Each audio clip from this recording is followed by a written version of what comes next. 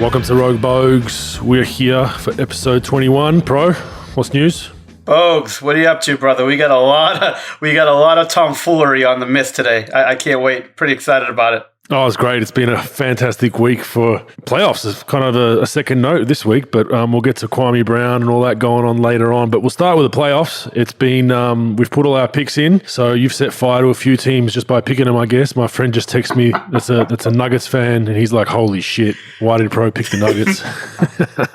So... but we do have the hindsight. There's been 2 games completed. The Clippers just lost. Dallas just beat the Clippers. So they're 1-0 as the time to record. And then Milwaukee, Miami went to overtime. And Milwaukee salvaged that one 1-0 as we speak. Brooklyn and Boston is going on. But let's go through our picks and why. Let's start with the Clippers and Dallas. We both have the Clippers still winning that series, even though they're now down 1-0. They looked a little clunky today, man, especially in that fourth quarter. The Clippers, they just go so ISO ball orientated late, and it seems like Ty Lue's really shortened up the leash, at least in the first game with his rotations. I thought Terrence Mann should have got more minutes, even Zubac to an extent.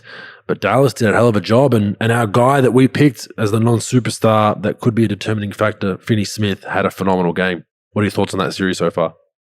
Yeah, I mean, first of all, it was a great game by Dallas as far as, Tim Hardaway Jr. was a big factor, Finney Smith. The problem was you put Luka in pick and roll and you got to, because everybody in the league does the same thing defensively, you switch on Zubac with him, with Luka, and he just can't stay with him. I mean, Luka's him and Steph probably have the innate ability of making the toughest shots in the history of the game. It's just ridiculous. Not the history of the game, but you know how it is. He could just make shots and he can make plays. So he stretches them out. He gets to the paint. He makes a play, or he does that look off to the wing and passes to the corner, and he's just deadly. And the Clippers, Paul George just, playing that ISO ball and those tough shots. You just can't live on a steady diet of tough shots in the playoffs. People game plan to you, and you're just making it tougher for your team. I think they got to attack the rim. Dallas really doesn't have any rim protection. They got to attack the rim, and Dallas did a great job. Just spread them out, just made easy plays. Brunson played well. Finney Smith played well. Obviously, Luka had a game, so it was pretty fun to watch. What'd you see out there, Bogues? Well, big adjustment I think late was Porzingis was rolling off that pick and roll action, and he got 2 easy dunks just from one was a straight roll to the rim from Luka, and the other one was just playing out of the dunker. And I mean, if that's something that they've, Carlisle and the coaches have mentioned in Dallas and really tried to make a point of emphasis with Porzingis, like, we know you can shoot the 3, we know you're a great pick and pop guy at times, but we need you to roll sometimes. And he's actually doing it now. I mean, that's tough because I guess when Porzingis is on the floor, historically this past season, you could blitz Luka and just hold that blitz until Luka gives it up, and it'd go to Porzingis at the 3. And he'd be a ball stopper to an extent. He'd hold it for a second. Should I shoot it? Should I pass it? And then the rotation's done its job, right? But today he rolled late in that fourth quarter twice, and wide open dunks, big buckets as well. So nice adjustment there by Dallas. Yeah, for sure. Porzingis is a good shooter. He's never been a great shooter. He's a good shooter. And I think if he's just taken all 3-point shots, and he looked timid out there with just like trying to, force up shots early. Like, I like him as a roller. I do like him open shots without question. I'd rather him roll to the rim, not get it, and then space out to the 3 and then get it late. Luka's going to find it. But I think if he just keeps on trying to space the floor and shoot these deep threes, I don't think he's like consistent enough as a shooter to put up a good series in a row playing that way. I think, you could roll him to the rim, you could post him up, you could get at the elbow, he can make plays like that, run to the rim. But I think, I agree, if he rolls to the rim, even if they don't give it to him, you're going to suck somebody in, a weak side defender to bump him, and it's going to open up somebody else and just going to open up the floor. But Ty Lue's got he's got a big couple of days ahead of himself to try to do this. I thought to try to make these, adjustments. I thought that Dallas would punch them in the face I thought more game 2, but I expected it to be 1-1 going back to Dallas. I think it's still going to be a 6-game series. Maybe not. Who knows? But This is where Ty Lue's going to earn his money, and his staff's going to earn their money, because that's what the playoffs is about, in my opinion, is making the adjustment off that one game where you get punched in the face. And I believe it's the first game one Dallas has won in a playoff series since the championship year against OKC, I believe. I just read that stat, which is kind of a useful stat, but just goes to show how poor they've been in game ones of playoff series. So for them to come out and win game one is very, very important for their psyche and to push onto that series. But I mean, T. Lue does like to ride those veterans a lot. He plays them high minutes, so that's going to be interesting to see. But yeah, I don't know. I didn't like what I saw in the fourth quarter from them. I think they'll make the adjustment. They have too much talent not to make this series go 6 or 7 if they do happen to lose it. But yeah, that ISO ball late, you're putting a lot of pressure on Paul George, a lot of pressure on Kawhi. We talked about, okay, you can't have Zubats out there for pick and roll reasons, but then they're not even getting second chance opportunities then, because you've got Morris, who's a spacer, you've got Ibaka at times who's not playing huge minutes right now. You're not really getting any O boards, so I mean, it's much of a muchness out there. It's just going to be interesting to see, what T. Lue does cutting up that tape. Yeah, I agree. And like I said, this is where if you're a championship level coach, you can make these adjustments and you'll be good. Look, they've got two great players, and they've got a good bench. They got Rondo. They've got a bunch of other guys that they can rely on to do some things. But first of all, you just can't live on these tough shots. Paul George walk up three on the right side. When they had some momentum behind them, they got to get to the basket. Yeah. Yep.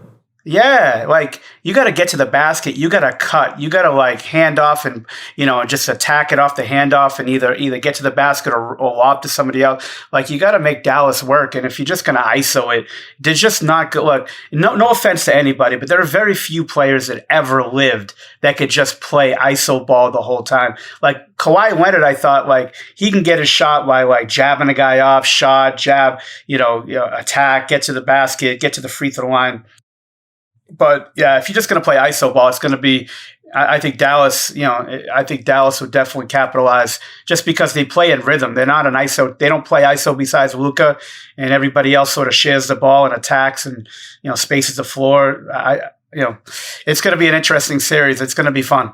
Yeah, and I like Rondo. I thought Rondo had a great game for them for the most part. He shot the ball well from three. I just liked his activity. He was picking up Luka full court, so maybe he'll find a bit more minutes, potentially even starting, because Beverly wasn't any good today. But we'll move on to Milwaukee versus Miami. We both have picked Miami in that one, the underdog, based on last year. And my thought process, probably much like yours, would be that Miami has so many long athletic guys that can pack the paint on Giannis, and that should be the recipe to win. And look, they should have won today if they shot the ball better. It wasn't a great game when you looked at field goal percentage. It wasn't a pretty game. I didn't watch most of the game. I caught the late part of it, but Miami 36% for the game, very ugly. 44% from Milwaukee. Giannis was 10 for 27. Butler was 4 for 22. Bam shot poorly as well. Giannis shooting 10 for 27. Even though it was a bad night, and I know he missed some free throws, I like him being that aggressive. It's he's going to have to carry them, and if it is a bad shooting night, it is a bad shooting night. But I think historically there were times where if he has if he's 7 for 20, he stops shooting. Where today he was like, "No, I'm going to keep shooting that ball." But a pretty ugly game one. Kind of standard for the Eastern Conference playoffs that we've seen over time. But are you still sold Miami will get this done? I am. I think Jimmy Butler needs to show up in game two. No offense, not taking a dig at him, but he's usually a lot more sort of aggressive. And even though he took 22 shots today, it just didn't seem like he had that fire, that passion, that attacking mentality. I know he did send the game into overtime, but it just doesn't seem like he wasn't really into it most of the game. It just seemed distant, and it starts with him. I think it starts with him. They got to give him the ball to Bam sort of in his kill spots, handling the ball at the elbow. Let him touch it a little bit more. Let him be a little bit more aggressive. Duncan Robinson was pretty good. They forced him into some tough shots, but he was 7 for 13 from the three. But they got to continue to be aggressive. It starts with Butler and Bam. If those guys don't really dominate and they don't come to play every game, it's gonna be tough because as good as Dragic is, and Nunn's decent, and Robinson can shoot, and Hero's decent, like you're not gonna play like that. And Giannis, Giannis is gonna continue to be aggressive, even if they're not falling. You're the best player in that game. You gotta act like it. You gotta continue to attack. They gotta play through you. and you got to, continue to attack. Now they're going to continue to wrap him up, force him to get to the free throw line. He's continuously, I don't care about the 3-point shooting. I said that way early in the season. It's going to come down to the free throws, not the threes, the free throws that define him, because when they need a basket late, they're just going to, and he has the ball, they're just going to wrap him up and get him to the line. And 6 for 13 is a little rough, but look, they don't really have much of a bench. Middleton's very good. Lopez can do some things. Obviously, Holiday, but he just got to continue. This is the development. Even though he's a 2-time MVP, he's still developing, Giannis, and he needs to have games like this to be able to rebound back. All right, I went 10 for 27, but I still want the ball game too. I need to continue to try to dominate and then just sort of learn from these things and how they're going to defend him. They continue to wall him up. He still doesn't really have that go-to move except, putting his head down and spinning, getting to the basket or spinning, left to right. So he's just going to continue to learn from these things and learn from his mistakes and continuously just want the ball in his hands. Yeah, you just hit the bench. I mean, that's the reason why I picked Miami. I think this game will go the distance. I think it'll be a 6 or 7 game series. That bench is concerning for me with Milwaukee. You look at their starting 5 as of today anyway. Giannis, 46 odd minutes. Middleton, 45 odd minutes. Drew Holiday, 42 and a half minutes. DiVincenzo, 38 minutes rounded off, and Lopez, 36 minutes. Over the course of 7 games, I just don't see that as a sustainable recipe to success, especially when you look at the bench Miami have. They go 9 deep, but they spread it out pretty evenly. You look at Iguodala, still played 16 minutes off the bench. Hero played 19. Dragic played 35. So they've got a much more balanced bench, and they still have some security blankets down there. And, Bielitsa didn't even play, a few other guys, and obviously they can throw in Haslam to start a fight. So, yeah, I think the bench is going to be very, very important in this series just because I think it's going to go the distance, and I think that's where Milwaukee, you look at their bench, there was not much really provided in the form of anything off the bench. Portis had 8 and 4 in 17 minutes, and that was basically it. So, God forbid Milwaukee have an injury or two, or, a guy gets in foul trouble, that's where this thing will change. And I think, the coaching staff, Spo at Miami, I think they'll make some adjustments watching that film and knowing that they shot 36% and lost by 2 in overtime. You never take kind of that whole, it was still a positive loss, but there are some positives in that loss. I mean, Jimmy Butler's not going to go 4 for 22 again. Yeah, for sure. And that's why I think, they won the game at home by 2, but Butler had one of the worst games I've ever seen him play. And that guy is a warrior. He's a warrior for sure. He'll put them on his back and he'll continue to go. He never quits, that kid. And I think they got to continue to attack. They took 53s today. Hey, look, you live and die by it for sure. But they made 20 of them, which is obviously a 40% clip, but you got to continue to get to the basket, get to the free throw line, get them in foul trouble, be aggressive. They don't really have shot blocking. They don't have shot blocking from Milwaukee. You got to attack that. The 3-point shot's great, but you got to establish it in the paint and then get to the line, get to the basket, and then go inside out, and then go from inside. If they help up, then you could kick the ball around for threes. But I think you just can't fall in love with that 3-point shot all the time. I just think you got to continue to attack. Butler's got to attack. He got to the line 10 times tonight. But he'll be better. He just seemed off. He just seemed like he wasn't attacking the basket. He wasn't attacking like he usually does. He's a ferocious dude, man, and. I think I expect a better, game 2 for sure from him. And I think Bam will touch the ball in the places that he needs to get it. So, but hey, look, hats off to Milwaukee. They're still a good team. They fought. They're a little light on the second unit, but they fought, and great shot by Middleton to win the game in overtime, man. No doubt. Next one we have Utah versus Memphis. Pretty cut and dry for me. I think if Memphis get 1 or 2, that's a huge win for them in this series. I don't see them doing more than that. I think Utah too deep. Going to solidify the number 1 seed by doing that. Everyone expected that game to be Golden State Utah, but it wasn't meant to be. And we've joked about it that This game might be watched by 150 people on the national television schedule there. So not the ideal matchup for the NBA would have wanted. And that's no disrespect to the Utah Jazz and Memphis Grizzlies basketball-wise. I'm just talking about what the NBA and ESPN would have wanted is definitely not a Utah-Memphis series. But I think it'll be a decent series, but I just don't think Memphis have enough to really push Utah in this one. Yeah, I actually texted a Utah fan last night after the game, and I said, hey, Just want to, I wonder if Quinn's okay with pushing the game back another half an hour because HGTV now picked up the game and, they got the farmers market on at that time slot. So, it's a big plug for them. So if you can move it a half an hour, I haven't heard back from him. So he might have been a little pissed at that. Look, obviously they wanted Golden State in that game. And I think it's really tough for first year teams, especially when you're an 8 seed, playing a team that's as good and as experienced as Utah is. I think it's going to be extremely tough for Memphis, the first time really, tasting that and that, getting into a series like that against a team like that. I don't really expect this thing. Maybe they'll take a game, maybe 2. I doubt it. I expect Utah in 5. Look, it'll be good for Ja Morant and these guys. I love watching them play. Jenkins does a great job coaching them, and I think that, they play hard, and Ja Morant's such a fun player to watch, but barring something major happening, I don't see how Utah's going to lose this series. Yeah, you don't see Valanciunas having the impact that he has had over the last, besides the last game against Golden State, he's had a hell of a month. His numbers have been insane. I think 25, 26 and something like 14, 15 boards over the last 3 or 4 weeks. With Gobert down there, a bit more length, I don't think he's going to dominate as much as he has. But it's invaluable for Memphis, and this is part of their growth of getting to a playoff series, experiencing it, even though the weird COVID stuff and arenas not being completely full. I think it's an important step for a young team to then build for the future. So looking forward to that one. Next one is Phoenix and the Lakers. Now, we both have picked the lowly 7 seed LA Lakers.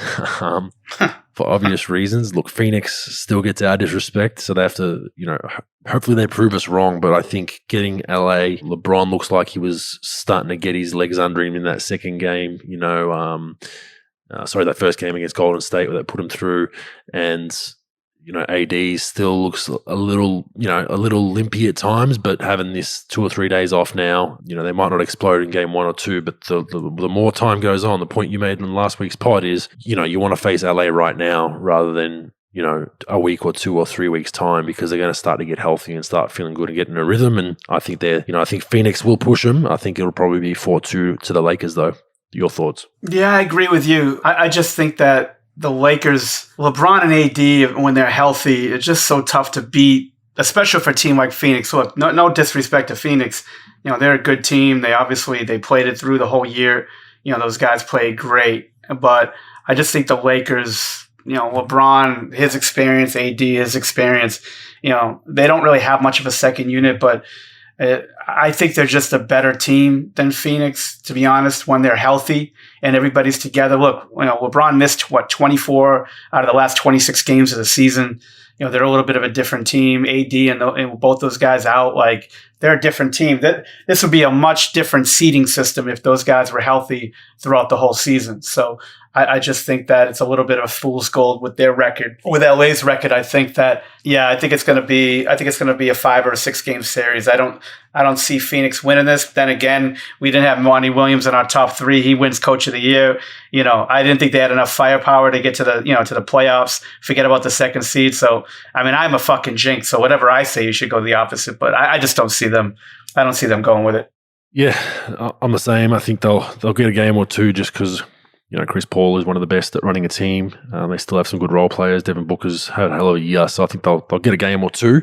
But you look at the Lakers, you look at LeBron and AD being back, has now, the role players are starting to do what they do. Caruso was phenomenal against the Warriors. He had a game there where he hit the side of the backboard late in that game and then bounced straight back and made, I think, 3 or 4 championship winning plays, game winning plays. So I think those guys are, okay, you've got LeBron back and you've got AD back and they bring you that scoring power. But what it does for those role players now to fit back in naturally to what they do and not have that added amount of pressure for a KCP to maybe now have to score an extra 5 points a game, or a Kuzma, like, we need you to gun for us to have a chance to win. You don't need that anymore. So that I think it just kind of lets those guys now take a deep breath and relax. That anxiety, that stress level goes down. You got LeBron and AD, and those guys are going to find themselves with open opportunities to make big shots. And that's what we saw against Golden State, who, arguably had full control of that game till the last 5-6 minutes, and the Lakers took it from them. Yeah, I agree. And look, not taking anything away from Phoenix, of course. Paul, Booker, Bridges, Ayton has had a good year, and I think they're going to push him. And look, Phoenix could win the series, obviously, but I just don't see it. The Lakers, like you said, those role players really for the Lakers, they're not guys that you could really expect to have expanded roles. And I think you saw that when both those guys are out. They don't have anybody that's going to take over a game, for them. They got decent players, but now when you get those two guys back, and now like Kuzma, guys like Caruso and Horton, like those guys now can get back into their roles in their regular rotations, and now they're that much tougher to stop. So that's what I'm seeing. Agree. Denver versus Portland. So this is one we disagreed on. You've got Denver. I have Portland. I just think that they've done a lot to get to this point, Denver, and they've been fantastic. I think Jokic has, he's my MVP. I think Steph's right there with him now. I still think I'd give it to Jokic just. No bias there because I love Steph, but that's just how it goes. But Portland, I think it's basically an offensive onslaught for these two teams. Defense is going to be the 15th priority in this series. And I think Portland has a bit more firepower to match them offense for offense, and it puts a lot of pressure on Jokic. Like Jokic has to have those triple-double type nights for them to be in games over the course of a series.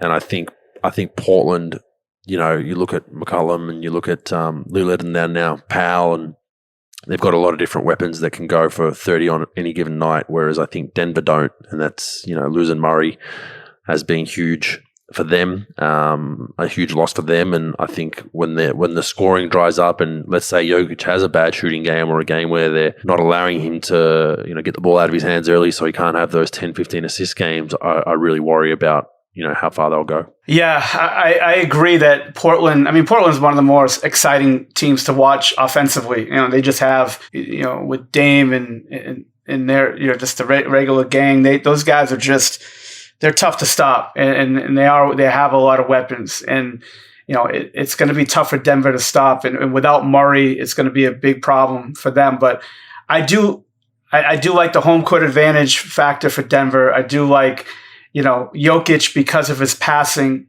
and I like having Gordon on the floor. Porter obviously they don't have a guy like Murray who could take over a game a little bit more scoring wise. But, Porter's still dangerous. Gordon can cut in space and play hard. Plus with the home court advantage, hopefully they're guys with, Dozier and Campazzo, and, those guys could play well enough, Monty Morris, those guys could play well enough to make a factor as far as at the point guard spot. But yeah, it's going to be tough. It might be a little bit of an uphill battle for Denver, but I really like Jokic is so tough with passing. If he was like a one-dimensional guy who just scored, I would say it's going to probably be a blowout in Portland's favor. But because of his vision, they can move, and I think that he's just he's been a force, and even without Murray, they've been good. I know playoff basketball is a little bit different, but it's going to be an entertaining series for sure to watch, and, we'll see what happens. Defensively, you're right. Like, Portland plays no defense. Denver's not really, a great defensive team either, but, we'll see if they could slow the game down a little bit and just play in the half court, force Portland to guard, get to the free throw line, attack, make their shots, share the ball. They might have a chance, but we'll see. Yeah, and I think this is a big one I think I like the home court too for Denver. The altitude will definitely help them a little bit. But in a playoff series, I think you have a bit more time to prepare. Like when we played Denver my first year in Golden State, we went out there like 5 days before our game one to try and acclimatize to the altitude, and it worked for us. We stole a game. Stole, I think, game 1 or game 2, and then came home and then wrapped the series up 1-2 in a row, and then one on our floor in game 6. But Portland, Terry Stotts being on the hot seat, this is it. This is his make or break moment, and I think he has an opportunity to get out of the first round finally. Just because, I just think they'll have too much. I think it'll go the distance. I think it'll be a 6 or 7 game series. This series kind of reminds me a little bit of the Portland OKC series a few years ago when Dame hit that big shot. It just seems that kind of matchup where I think it favors Portland, but we'll see. Philadelphia versus Washington. I mean, we both have picked Philly for obvious reasons. I think this will be actually a more exciting series than we think. It is a 1-8, so most people think it's a wash, but there's that little rivalry between Joel Embiid and Westbrook. Now, Westbrook hates everyone, so it's no surprise, and Embiid's as much as an asshole as anyone else, which makes these two going at each other, even though they're different positions. A fun battle to watch, both leaders of their team. They got into it the last time they played in the regular season. Joel was famously waving bye-bye to Westbrook, who got ejected, I think, and there was a lot of animosity after that game. But it looks like this will be a pretty good 1-8 matchup in my opinion, but Philly will still, take the cookies in this one. What do you think? Yeah, I mean, I like Philly, obviously, but I just don't think Washington is enough. I think it's somewhat, and look, at least I've been sort of hard on them most of the year, and they obviously turned it around and did really well at the end. But I just think that in the playoffs, it's a little bit different. Philadelphia is loaded with their lineup and, with Embiid and Tobias and Ben Simmons, and, they got a good second unit, with Thibault and Mike Scott and Dwight Howard, those guys. I think they'll, Maxey, they'll play. It'll be a good series, hard fought. I think, the whole Embiid Westbrook thing, how Westbrook's going to try to get motivated any way he can and just start talking to everybody and all that and get revved up. Bradley Beal, hopefully he's healthy, fully healthy for the series. I know he was hobbled at the end of the year there. We'll see what happens. I don't expect Washington to win, but then again, I've been sort of downplaying them most of the year, and look what happened. So I feel fucking bad for Philly if I'm picking them to win the first round. Yeah, you're scarring them. But the other thing I'm interested in this series, like all playoff series with Philly, is what teams do to scheme, because they're gonna pick on Ben Simmons in that half court. Whether they're running off him completely, whether they're standing under the basket, I'm interested to see what they do, and then countering that, I'm interested to see what Doc does. Does Doc put him in that dunker in the half court sets? Does he play him for stretches as basically their 5 and have Joel kind of, pop a little bit at the 3? And there's a lot of interesting things that can happen with these cross matchups. And I know Scott Brooks does look at analytics a fair bit and likes to junk things up at times and do some quirky things. So I'm looking forward to seeing how our Australian Ben Simmons goes in that series. Yeah, I'd post him up, to be honest with you. I'd have him live in the post because, let him play out of there, let him pass out of the post, let him try to score a little bit and be aggressive. I think, like you said, I think they're going to play off of him, beg him to shoot. He's not going to shoot from 3. And I think if he's just wandering... You put Joel, if you're posting Ben up, you put him out on the 3 or you put him in the opposite dunker?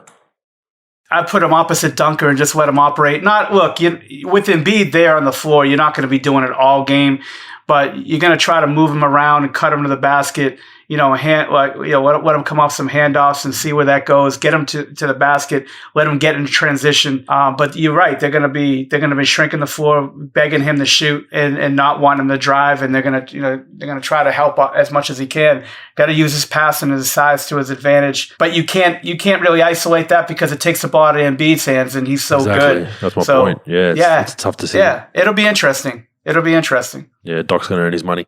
Next one, we've got Brooklyn versus Boston. That's going on right now as at time of recording, 53-47. Boston up at halftime. Saw an interesting stat pop up on screen, something that we've talked about. The big 3 for Brooklyn have only played 8 games together this season. Look, we all think we all would put the house almost on Brooklyn getting through this series, but I don't think it's going to be as easy as everyone thinks. I think Boston's going to fight them, and this game so far, there's been a lot of loose balls. Smart's been wrestling guys on the floor. They're diving on loose balls. They're scrapping. They're clawing. At the end, I don't think they'll have enough offensively, but I think they're going to battle. I think that, Boston could potentially steal maybe 2 games in this series, but it just goes to show Brooklyn look a little clunky right now. They just haven't played together enough, and they're the Clippers of last season. They're the uber talented team with a lot of big signings in the off season, but have they got that togetherness that most teams have of just playing together over the course of a season? Now, 8 games together, I don't care how good you are, there's still some tendencies you got to figure out. And okay, they are all ISO guys you can just throw the ball to, but there will be some tight games where things get a little tight, and there could be some key mistakes just from inexperience of not playing together. But yeah, I got Brooklyn, and so do you, right? Yeah, I do. I think it's going to be. I think Boston could take up to 2 games in the series. I think it's natural for those guys to struggle a little bit, especially when they didn't play together. But those guys are professional. They're really good at what they do. They're one of the best in the league, each one of them at their position. So I think they'll figure it out, but I think it's going to have some learning curves and stuff. And unfortunately, you're not going through this in February. You're going through this in the playoffs. So it gets a little complicated, to deal with this stuff in the playoffs. But I think just like the Lakers, early on when those guys came back, it's a little clunky at times. But once they get their legs under them, they get used to things. I think it'll be a lot easier. I would hate to be their second round opponent rather than their first round opponent. Like I said, I'd rather play those guys early to try to punch them in the mouth and see what happens. But I think that they'll play well. It's still up in the air if they're going to win this thing or not. But I think they'll beat Boston in about 5 or 6, and they'll be much better in the second round. Yeah, and that's Brooklyn could have be the most clunkiest team out there and still get through this series relatively unscathed, just because they're so talented and they've got so much talent there. But the next round will probably be Milwaukee or Miami, depending on how that goes. But I think they'll get through. You just want to see them get a bit more continuity and play through each other a little more. But unfortunately for Boston, they won't get through. Marcus Smart is having a great for half of them up to now, which was a guy that we both mentioned as an X factor for them, and he's they're up 6 and he's having a hell of a game. So I think if he continues to be that guy, they, like you said, could steal a game or two. But when that series, Atlanta versus New York, we're opposites here. You have Atlanta, I have New York. I'm not betting against Thibs. I think he does a fantastic job of breaking down tape. Fantastic job of, I think, grinding this game out defensively is what they're going to do. I think Atlanta, they like playing that free-flowing style. They like to a lot of early drags, early shots in the shot clock, which I think plays into New York's hands at times, but they'll try to crunch them down, not give them those early opportunities, and they'll probably live with a Trae Young logo 3 in transition at times, as long as they're back and set and not giving up easy baskets. And then Atlanta's going to have to win that series based on making tough shots. They're going to have to beat them, and Atlanta do like to play that free-flowing style. So, and then the other end, you got to guard, who's going to guard Julius Randle for them. I mean, John Collins probably has that task early on. D-Rose off the bench has been real good for him. So I think it's going to be a great series for a first round series. I'm looking forward to this one. I think this one will go the distance, and I think it'll be a back and forth, up and down. And if you look historically, I mean, Thibs' teams, even Nate McMillan's teams at times, they don't just get bounced out of a playoff series easily. It's never a 4-1 loss or a 4-2 loss, ever rarely. And if it is, it's a grind. I think this one's going to go the distance, and they're all going to be close, fun games to watch. Yeah, this might have been a throwaway for me for sure. I just thought that offensively they were better than New York. Like, New York is good, don't get me wrong, but it could be a little clunky at times if Randall's gonna have to have a hell of a series. They don't have a lot of offense. They got Rose off the bench, and I know Atlanta played pretty well in the last couple months of the year. And if they're gonna catch him sleeping, it's probably gonna be, they could catch New York. The problem is Nate McMillan's more of a defensive coach. Tibbs is a defensive coach, not a great offensive coach, but they do have a great offensive weapons.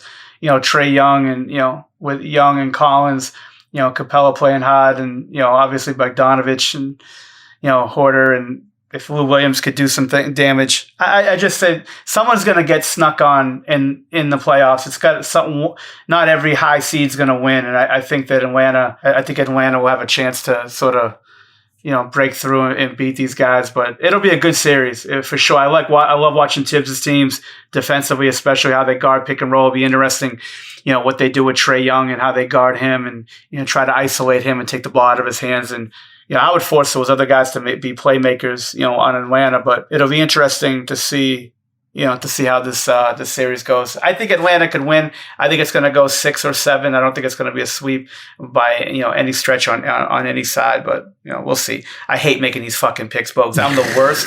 I don't fucking enjoy it. I love getting shit talked on fucking Twitter. It is fun, but I fucking hate awards. I fucking hate per 36 minutes, and I hate fucking making predictions because I'm awful at it. Awful at it. Oh, no one's perfect. No one gets them right.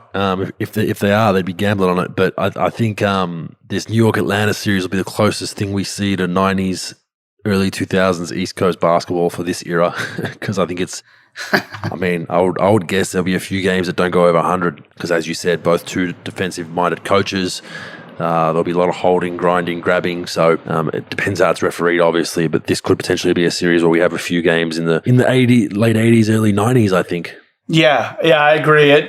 It's going to be I think it's going to be a little bit more of a struggle than I thought with Atlanta scoring, but yeah, fuck it. I'm just going to go with them, see what happens, and See, I watched the Knicks late in the year, and look, the Knicks are fun to watch. R.J. Barrett and Randall and those guys, and D. Rose. But sometimes offensively they don't look great, especially if Randall isn't cooking. So I thought that Trae Young, they could push the ball up. They got Snell, my guy, shooting the ball, and some of the other players they've got off the bench. Like I said, the Red Rocket Herder and Bogdanovich. Some of those guys, but we'll see. We'll see what happens. It'll be interesting. It will be fun to watch. That's our playoff wrap. So give us some shit on socials when we get them wrong, because we inevitably will. Now on to the fun part of the pod. Kwame Brown bust life. So for those not familiar, Kwame Brown was a former number 1 pick for the Washington Wizards, drafted by Michael Jordan. He copped a lot of shit in his career. Some people would say rightfully so. Some people would say a bit harsh. Some people would say it goes to the territory of being number 1. But I will say he never made a peep about it throughout his playing career. 12 years, you didn't hear a word out of him. He still had a respectable career. I mean, okay, maybe not for a number 1 pick, but still had a very, very good career. Was a very, very good defender on the block. Had some seasons where he was better than others, obviously. Had moved around a fair bit, but he has had enough. He has had enough. The story goes something like this. He heard on I believe it's the All the Smoke podcast, Matt Barnes and Steven Jackson. I play with Steven Jackson in Milwaukee, obviously. They have a little podcast. They were going back and forth, and somehow Kwame Brown's name came up about the trade that was made for Pau Gasol back in the day, and Matt Barnes made some sort of comment like it was only Marc Gasol in that trade. There was no one else when Kwame was in that trade, and he didn't take too lightly to that. He jumped on his Instagram Live and his YouTube. They're all uploaded on his YouTube, so I recommend you go there. Kwame Brown Bust Life is the name of the YouTube channel. So fucking good. And he has gone, like we call ourselves, call this podcast Rogue Bogues. If we're Rogue Bogues, I mean, that guy is machine gun Rogue Brown. I mean, he has not forgotten about anyone. Matt Barnes is now referred to Becky with the good hair. Steven Jackson, fake social activist gangster was the name he gave him. Fake Black Lives Matter activist, all that stuff. He's gone at Rachel Nichols. He's gone at Stephen A. Smith, Skip Bayless, Charlemagne the God, who I don't really know who is, runs a podcast, a radio show called the Breakfast Club, and absolutely destroyed him. Charlemagne the God got personal with his family, and that's gone back and forth. Jameel Hill. I mean, we had to do some research and make sure we weren't too harsh on Kwame at all in our podcast, and I think we're okay. Oh yeah, that fucking Sprite joke. Don't think I wasn't fucking. It was a joke, Kwame. So if you listen to this, bro, we're having a laugh about it. But I'm going to say I like it. I like this. I mean, there is a bit of profanity laced in what he's saying, but shit, our podcast has that every other minute, so I can't judge too much. But I think he's finally biting back, and he's telling his story and speaking his truth. And he may not say it the way you want to hear it, but he's making a lot of valid points. He's making a lot of valid points, I can tell you. I mean, people complained about him using derogatory language. He then mentions, well, why can't my daughter listen to a rap song about doing drugs and, hoes and all that kind of stuff? Very valid point. He makes a valid point about he's an 18-year-old kid coming from high school, goes to the Washington Wizards, Michael Jordan. Yeah, he felt, fish out of water and struggled to adapt, and was playing for one of the best player of all time, who was an imposing figure at the best of times, especially in that front office role. Even though he was playing at the time, he was essentially the GM. So he has some very valid points. The videos, they waffle on a little bit now. They go an hour and a half, 2 hours, but he is just absolutely shitting on anyone in his path. There are some things that he said that people could deem offensive, but I'll tell you what, he's all about equality, because he's shitting on anyone, whether you're black, white, Asian, straight, whatever community you're part of. If you've said anything about this man, he's coming after you, and it's actually been pretty funny to watch, bro. Yeah, Bogues, look, Kwame Brown, he's been in the butt of a lot of jokes, obviously, right? I saw the kid play in high school at Chapel Hill, North Carolina. It was one of the best AAU tournaments in the country. And this is of his junior year, May of his junior year, and he was a really good player. I think he won MVP of the tournament or all tournament, whatever have you. He's a hell of a player. But, look, he got drafted number 1. And when you drafted number 1, if he was drafted number 5, nobody would give a fuck about his numbers. And you'd hear a little bit of the bus talk, but they're not going to really hit it. When you're the number 1 pick and you average 6 and 6 for your career, the number 1 pick, of course you're going to have scrutiny. Of course they're going to bust your balls about it. Look, he had short arms. First of all, he was an explosive player. He had size. He was a good rebounder. The problem with him was he was a McDonald's All-American, one of the best players in the country, but he had short arms, small hands, and he couldn't shoot. So he would have been limited. It didn't matter what situation he was in. He was in Washington where they were trying to win playoff games. You had a veteran crew. You had Michael Jordan, who was really hard to play with as a rookie that sort of needs a little nurturing, right?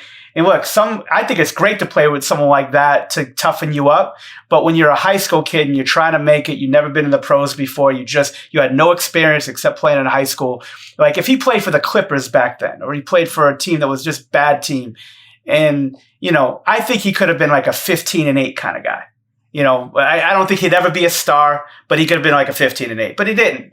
And just like if you watch Goodfellas, when they were going to burn that when they're going to burn that restaurant down, oh, you don't have the money to pay the rent? Fuck you, pay me. Oh, somebody died in your family? Fuck you, pay me. Like nobody cares, unfortunately, that you didn't go to the right team or you didn't get the right development or what have you. And you were in the number one pick and you're going to get scrutiny out of that. So, you listen to him talk. Look, I'm never going to tell somebody how to feel. I always say that on the podcast. I mean it. He could feel however the fuck he wants to feel about whoever's telling him, talking shit about him. He could not react. He could fucking go at him hard. However the fuck he wants to do it, he did it. It's fucking entertaining as shit listening to him. Like, I go on almost every one of his fucking YouTube lives. It is funnier than shit. And I'm telling you this, if you think I'm fucking bad with your 10-year-old kid, I'm telling you, the fucking government will take your kids away from you if you have them listen to the shit he does. He says the N-word so many times. Cat Williams is and Richard Pryor, God rest his soul, they're jealous of this kid. He's not a huge fan of white people. He fucking just explodes on everybody. He equally just goes at everybody. So it's not like one person, the other. Look, he's been the butt of everybody's jokes and he hasn't said shit. And now he's the guy coming back firing. And some of the stuff is a little far-fetched that he says, but a lot of it makes some sense. I don't like the whole white thing, white plaque, anything. He's big into that. He's big into all the white people you work for. And he just gets a little bit too much on that. But look, he's got fucking axe to grind. Like you talk shit about him, it just goes to show you, Bogues. If you write something, hey, look, if we say something and somebody doesn't like it, come at us. It is what it is. It's not, we don't mean anything bad by it. We just talk the way we talk. Now, he says the thing about it that I don't sort of agree with is well, all these talk shows are waiting for black males to fail. And you're talking about black male. It's everybody. Ryan Leaf, the big time football player that fucking, he gets fucking attacked. Everybody gets attacked. They talk shit about everybody. But sometimes, hey, look, somebody fucking doesn't like it, they can go at it. And now he's got a platform. That day he started with 3,000 YouTube followers. He's up to 120,000. I mean, people are listening and giving him fucking money. Bogues, yeah. I was on a 14-minute fucking YouTube. People are donating money. The fucking guy makes $1,000 a fucking a YouTube session minimum. Fucking great. What do you think about it, Bogues, though? I mean, I like it. Like I said, I mean, I might not agree with everything he says, but he's speaking his truth. And I think, yeah, look, I was a number one pick, so I don't see myself as a bust. I don't see myself as a star. I think I was, an above average NBA player. Did I live up to the number one pick? If I'm being honest, probably not. Did I deserve to go number one at that time? Fuck yeah, I did. I dominated college for a year, and freshman year was still pretty good. And, there were some circumstances that changed in my career with injury and whatever, and that's just something I had to adapt to. But, I was 16-10 in my peak year and getting better, and then I had to adapt my game. That was just how it goes. But I cop shit for that, and I still do to this day. But I think Kwame, I would agree with him. I think Stephen A. Smith early on went a little crazy hard on him. And when Stephen A. Smith became a meme about talking about Kwame Brown in that infamous trade with the Lakers. For those of you who don't know what I'm talking about, YouTube it. When he got traded in that Pau Gasol deal, it was getting borderline disrespectful. And they're paid to do that. They're paid to make headlines and clickbait, but it continued on after that. And it has been a running joke. And to Kwame's credit, he's been quiet. He hasn't said anything about it. Everyone I know that's played with him hasn't said a bad word about him. He would do whatever you asked. He would always have your back. By all reports, he can kicked the absolute shit out of 5 people at once. An absolute animal when it comes to fighting. So the guy you definitely don't want to mess with. So I think he's speaking some truth there with his mama's cooking, and my mama's son speaks as a guy I wouldn't want to mess with. But I respect the fact that he is himself. Look, he says some things that are deemed inappropriate today, but that's him. He's not trying to sugarcoat. He's not working for a boss that's telling him what to say. He's like, this is me. This is what I think. You wanted to poke the bear, and I will say it's not as funny for some of these guys now. The rabbit's got the gun, and I don't tune into Stephen Jackson's podcast or Matt Barnes, or I don't watch Rachel Nichols. I don't watch any of that stuff. That's something I don't tune into. But if he feels like they're being hard on him and he wants to go at him, by all means. And I believe he's now received a cease and desist letter from a lawyer. So he's ruffling some feathers. My advice to anyone else, did you see the Richard Jefferson video on, I think I tweeted it. Oh, yeah. So they're asking. RJ saying, no, I got nothing to say. Yeah. Rachel Nichols, Matt Barnes and RJ on the ESPN Talking Heads show, whatever the hell that's called. Nichols goes to Matt Barnes and he's acting like, I don't know why he's so mad. It's not my fault. I didn't pick him number 1, blah, blah, blah, blah, blah. Rachel then goes to Richard. He's like, yep, I got nothing. And smartest man in the world. No doubt. He had nothing. He knew he's probably got some baggage there that Kwame knows about somehow. And he's like, I'm good. I love you, Kwame. Let's move on.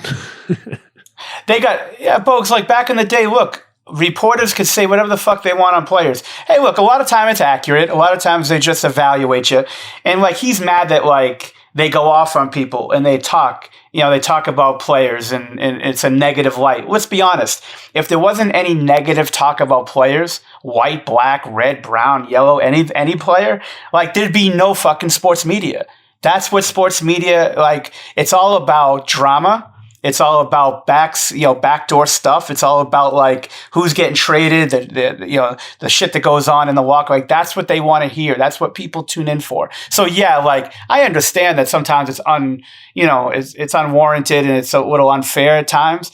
But that's just the world we live in. But back in the day, reporters and these sports talk show hosts could say whatever they want. And there's no repercussion because the player really can't get to him. They didn't have that platform. Maybe if they bumped into him in the locker room and after the game, they'd have some words. But now you can hop on YouTube, hop on your Instagram Live, talk your shit. But I'll tell you what, like, yeah, the guy sounds a little crazy, but he makes points. And he's fucking, he's funnier than shit. He don't care. Like, he don't care who it is.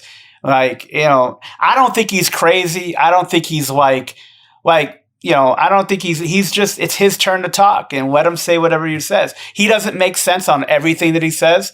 It's like he threatens Stephen A. Smith to slap him on the side of the head, and then he'll go back like an hour later saying, "I'm not violent. I don't say anything that's violent," or so he will go back and forth, and he will sort of go both sides of it. But like, fuck it. This is what everybody asked for in 2022. Player empowerment, social media. You could have your own platform. It doesn't matter who you are. And he goes at you. And yeah, fuck it, mate. Hopefully it gets a little repetitive at times with him attacking people, or just saying whatever he's saying. I hope he could stick with other stuff and continue to this like energy doing other stuff and, and keeping people like motivated to go to his like page and stuff. I'll tell you what though, the money thing is unbelievable. I was sitting there and I see like John A, $15. John, Sarah Q, $199. I'm like, what the fuck is this? We're doing it wrong. Like, we need to do our pod live. We'll probably get we're doing this wrong. $200. We'll get minus $200. Yeah. I'll give you $500 to stop. Yeah, they'll give us $10,000 a week to fucking stop. But Kwame has some points though with some things that really resonated with me was where he makes some points about why are we idolizing people that rap about being gangsters and rap about drugs or even sing. It doesn't have to be rap. It can be modern day pop. You go to a Billboard 100 song and listen to the lyrics of some of these songs, whether pop, hip hop, rap, whatever it is, they're not the best messaging for young kids. And the kids get caught by the beat and the music of this and singing along. A lot of times the kids don't even know what the hell they're singing about, but you're glorifying things that are not good for a community of any sort. So I agree with him on that totally. The other thing I'll say is with Kwame, I didn't know his backstory, man. And he makes a very valid point of, if I'm a bust, well, shit. For those that don't know, he grew up very, very rough, very, very rough. Father went to jail. Numerous family members have gone to jail. I believe his mother's still alive. I'm not too sure about that, but raised by a single mother.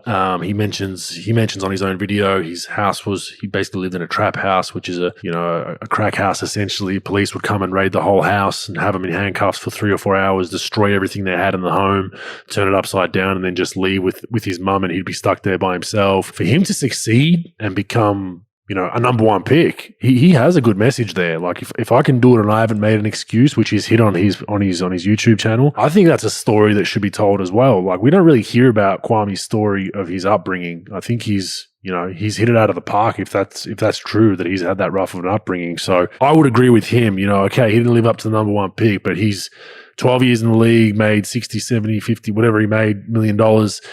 I think that's a real success story that more people need to hear. Yeah. And that's the problem, Bogues, right? Like, most of this shit's fake. And again, nobody gives a fuck. Like, if you make it, if Kwame was 20-20, they would love him. They would love him. And they would treat him like a king.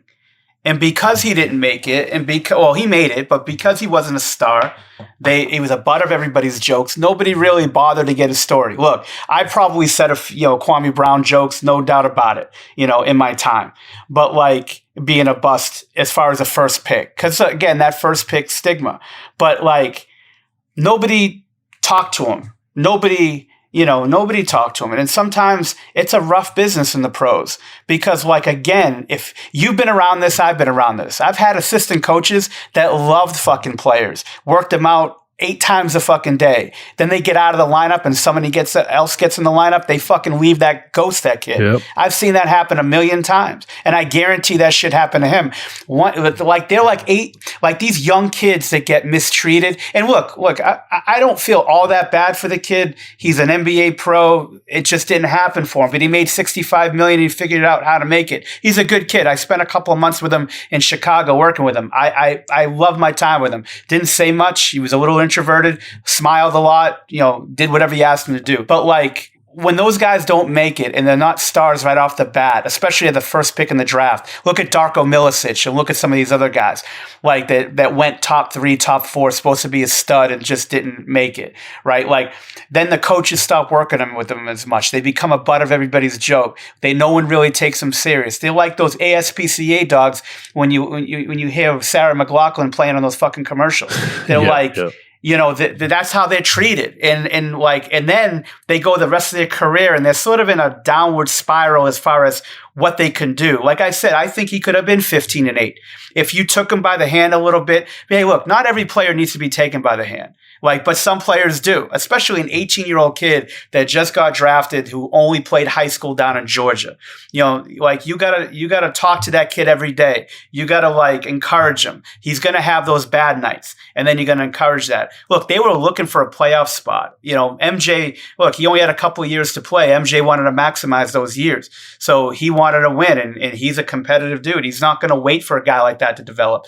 Doug Collins wasn't gonna develop a young kid who's the coach. They were ready to try to win and get to the playoffs. And look, again, it's the pro basketball. All these high school kids, I don't care if young kids in Australia want to play in the NBL. All these people love you. But when you get to the league or whatever league you're going to be in, it's either you're going to make it or you're not. And no one cares how you make it and no one cares how you don't make it. They just look at your stats, look at what you did in your career, and they judge you on that. And people are going to love you and try to help you if you're good. But if you start flatlining a little bit and struggling, there's going to be all those people that wanted to help you. They'll ghost you in 2 fucking seconds. And then this is what's going to happen. Hey, look, the guy's done well with his life. He made money. He's trying to give back to his community, whatever. Again, we don't know a lot about him. I wish we did hear the story, I wish we did hear his story. But hey, look, it is what it is. He's hot right now. And don't stop. It's definitely entertaining. I mean, maybe shorten the videos. I don't have an hour and a half to get through all the good bits, but I mean, it's entertaining. I love when he laughs at himself. I love when he laughs at himself. Oh, it's awesome. It is awesome. And one thing I will say about what you've said about those assistant coaches. Now, I've been involved with. There was a notorious assistant coach that I've worked with over my career. We both know who it is. He shall remain nameless, and he would move from player to player until he found.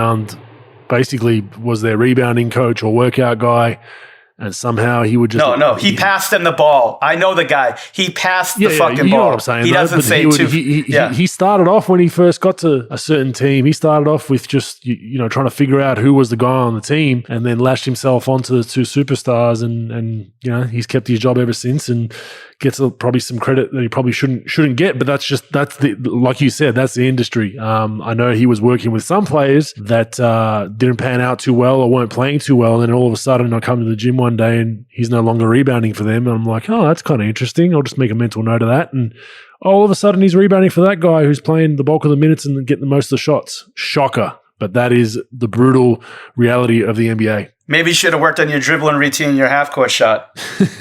Oh, boy. Let's move on.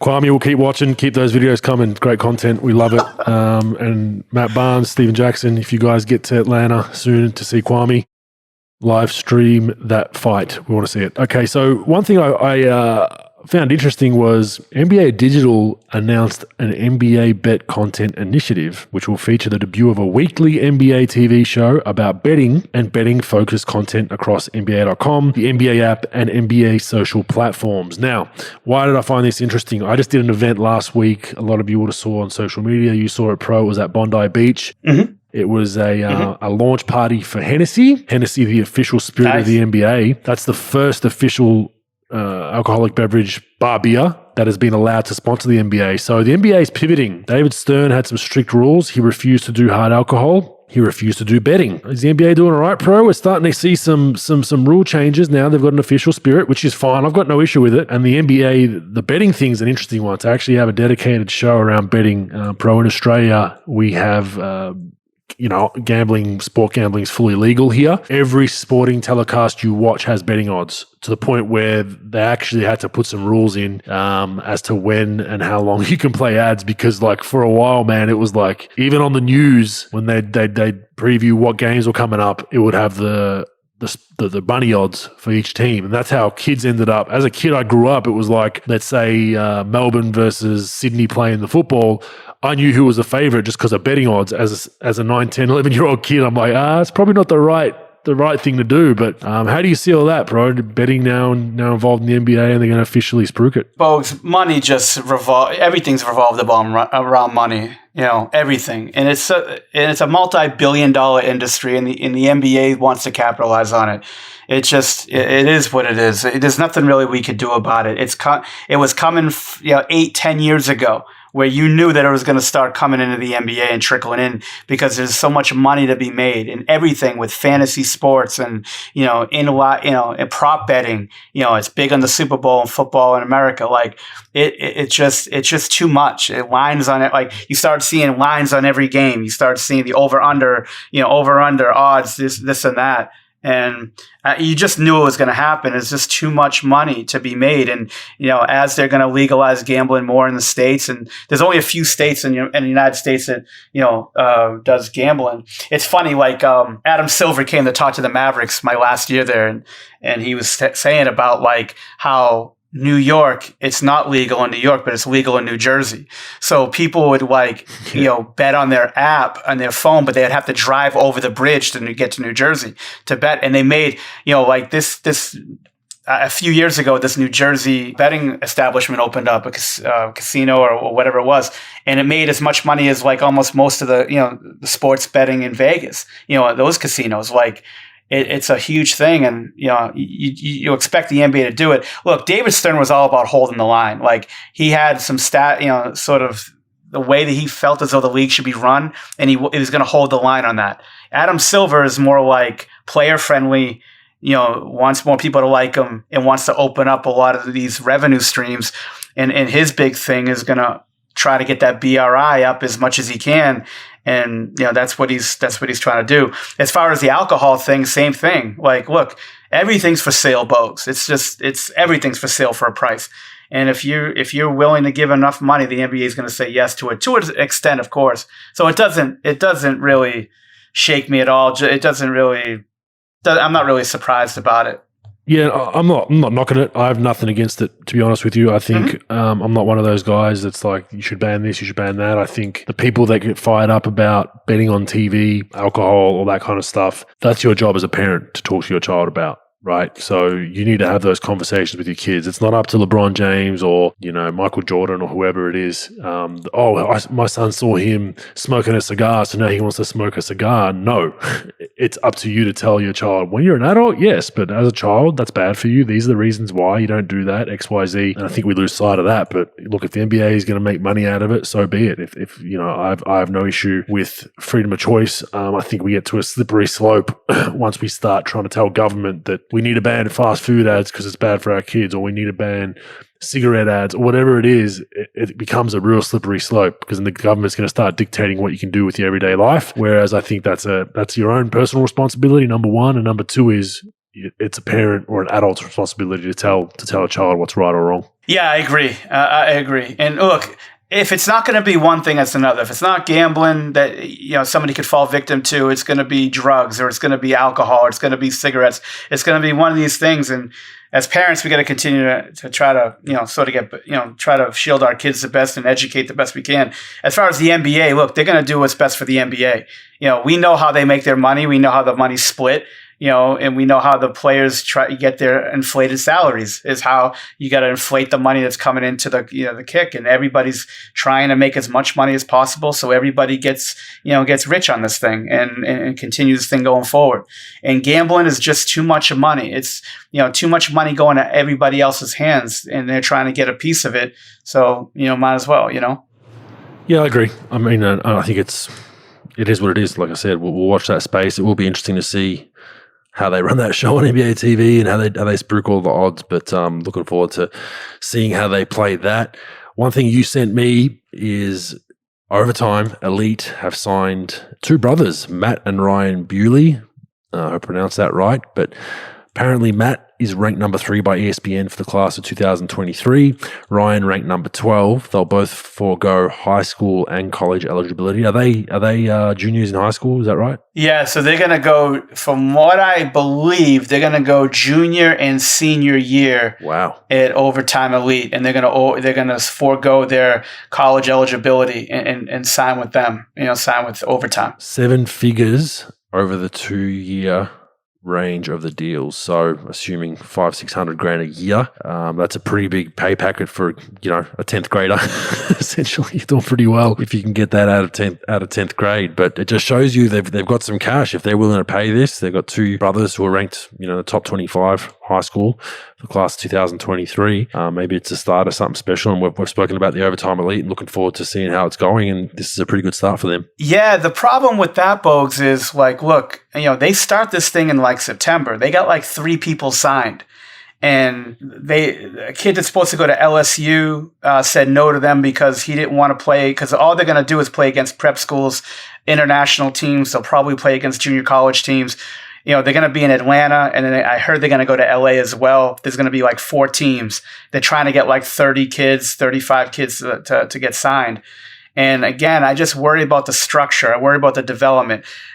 I think that they'll try to get younger kids, because I think that the G League is still going to get 3 or 4 players that they just signed one for $1 million a few days ago.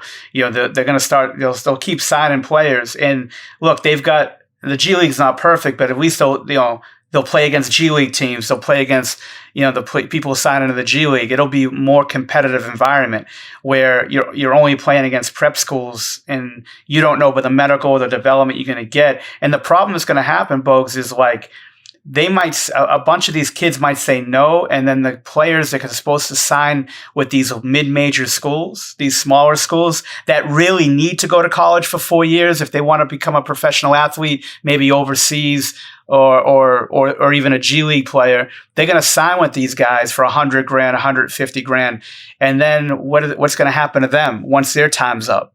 So, hey, look, they're going to spend a lot of money on this. They're going to try to outbid the G League. That's going to be a battle. You're going to start seeing that where the G League's going to battle overtime as far as trying to get these players. Overtime signs the younger players. The G League only signs the guys that are going to go into college to forego that first year in college.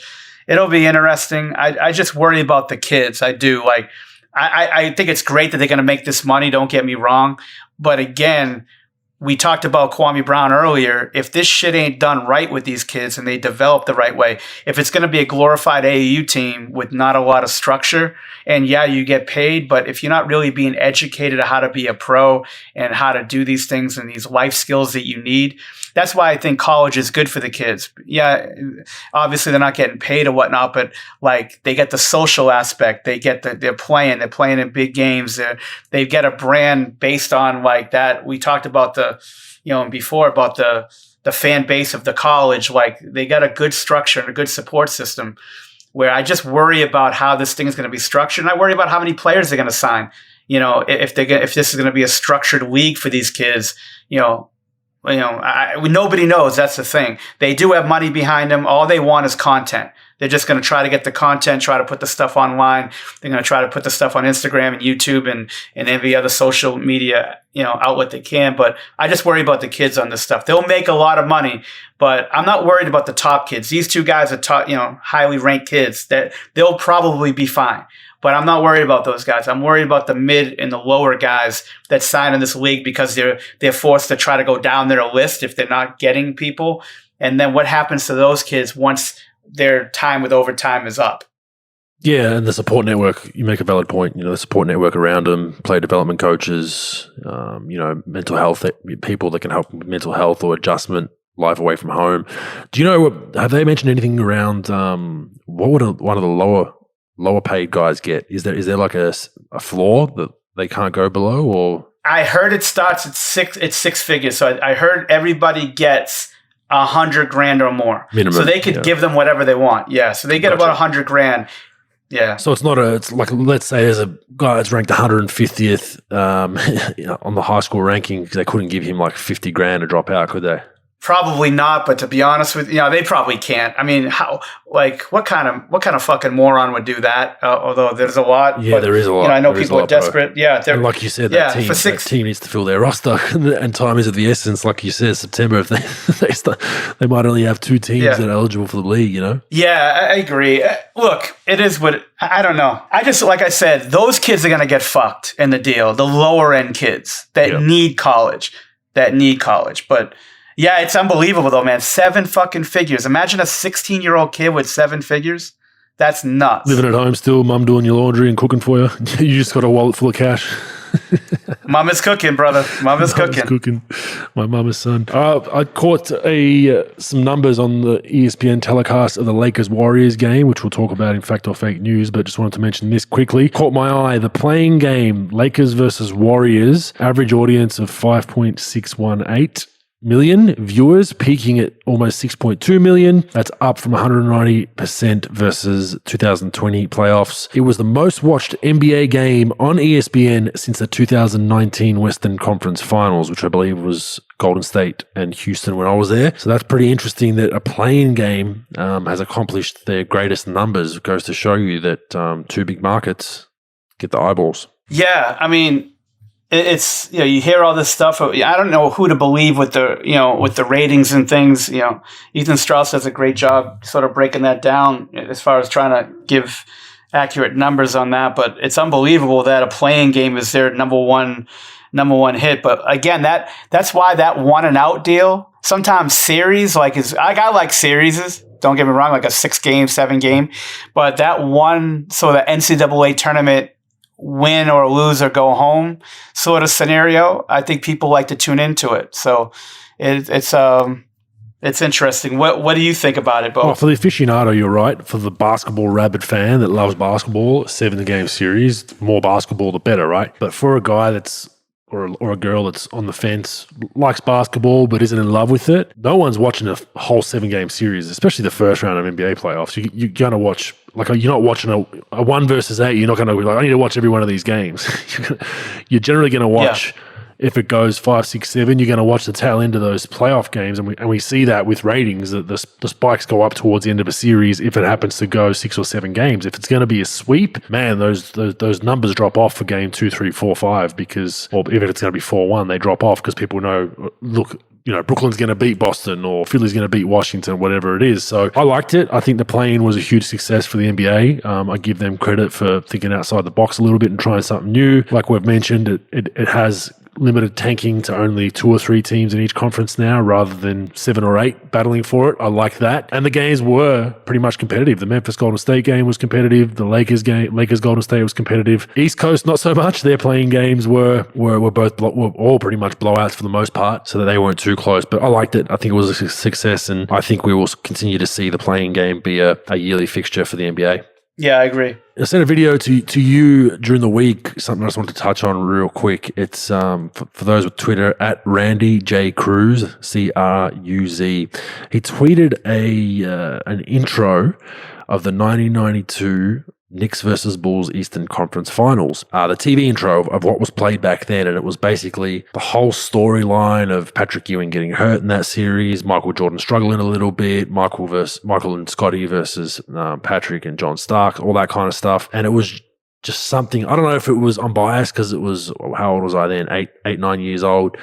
It just brought back great memories for me, but just how simple it was. It was selling the game, and then halfway through it, that NBA Jam style music came on, and then it ramped up to, I think, Michael Jordan arriving in his car, his Ferrari, and then the team bus arriving from New York, and then the music grows, and I almost got goosebumps just listening to it. I just want to bring it up because I think it's so much better than the shit we see today. And I might be getting old, or probably am getting old, and back in my day type guy, but it was so awesome to watch how it was simply about the game. Whereas now it's like, oh, look at this guy. He's wearing an Armani sweater and these nice shoes, and look at his outfit. And it's like, yeah, that's great, but I want to watch a basketball game. Whereas this video, I mean, it just brought back great memories for me, bro.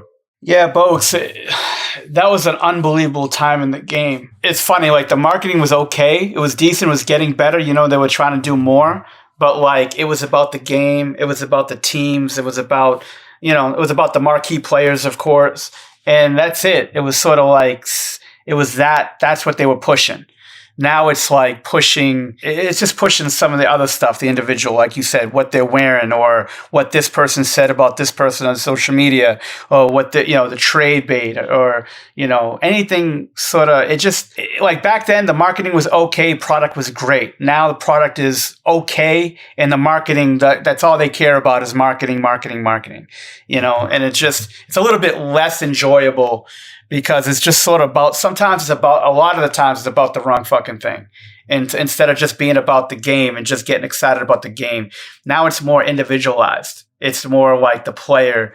I don't know, it's more individual. And I know the players are the main feature of this whole thing, but like, it's not really about the game anymore. It's about a million other things. But it was also Bulls versus Knicks. It wasn't MJ versus Patrick, where we've seen that shift today, where everything has to be an individual battle, where it's like, well, hang on a second, there's still 2 teams going at it. Yes, we want to see the superstar players. Most people that support those teams are well aware who the hell the superstar is. They've just put a huge emphasis on, like the last game yesterday was Steph versus Morant. You know what I mean? That's what it was all about. And you're just like, yes. Yeah, we get that, but there's still a beauty of those battles within a battle that just, the simple marketing for me, the crappy old school 90s graphics, it was just awesome to see. Whereas now you got fucking fireworks shooting in the ceiling, you got smoke, you got, all these pyrotechnics, and I think it's just overdone a little bit. And hey, let me know, am I getting too old? Am I getting too old for this world? I probably am. And so be it, I'll die on this hill. But I just enjoyed that old school mentality, and it was part of my childhood, in fairness. So it did bring back some great memories. Agreed. Yeah, no doubt. It was cool to see.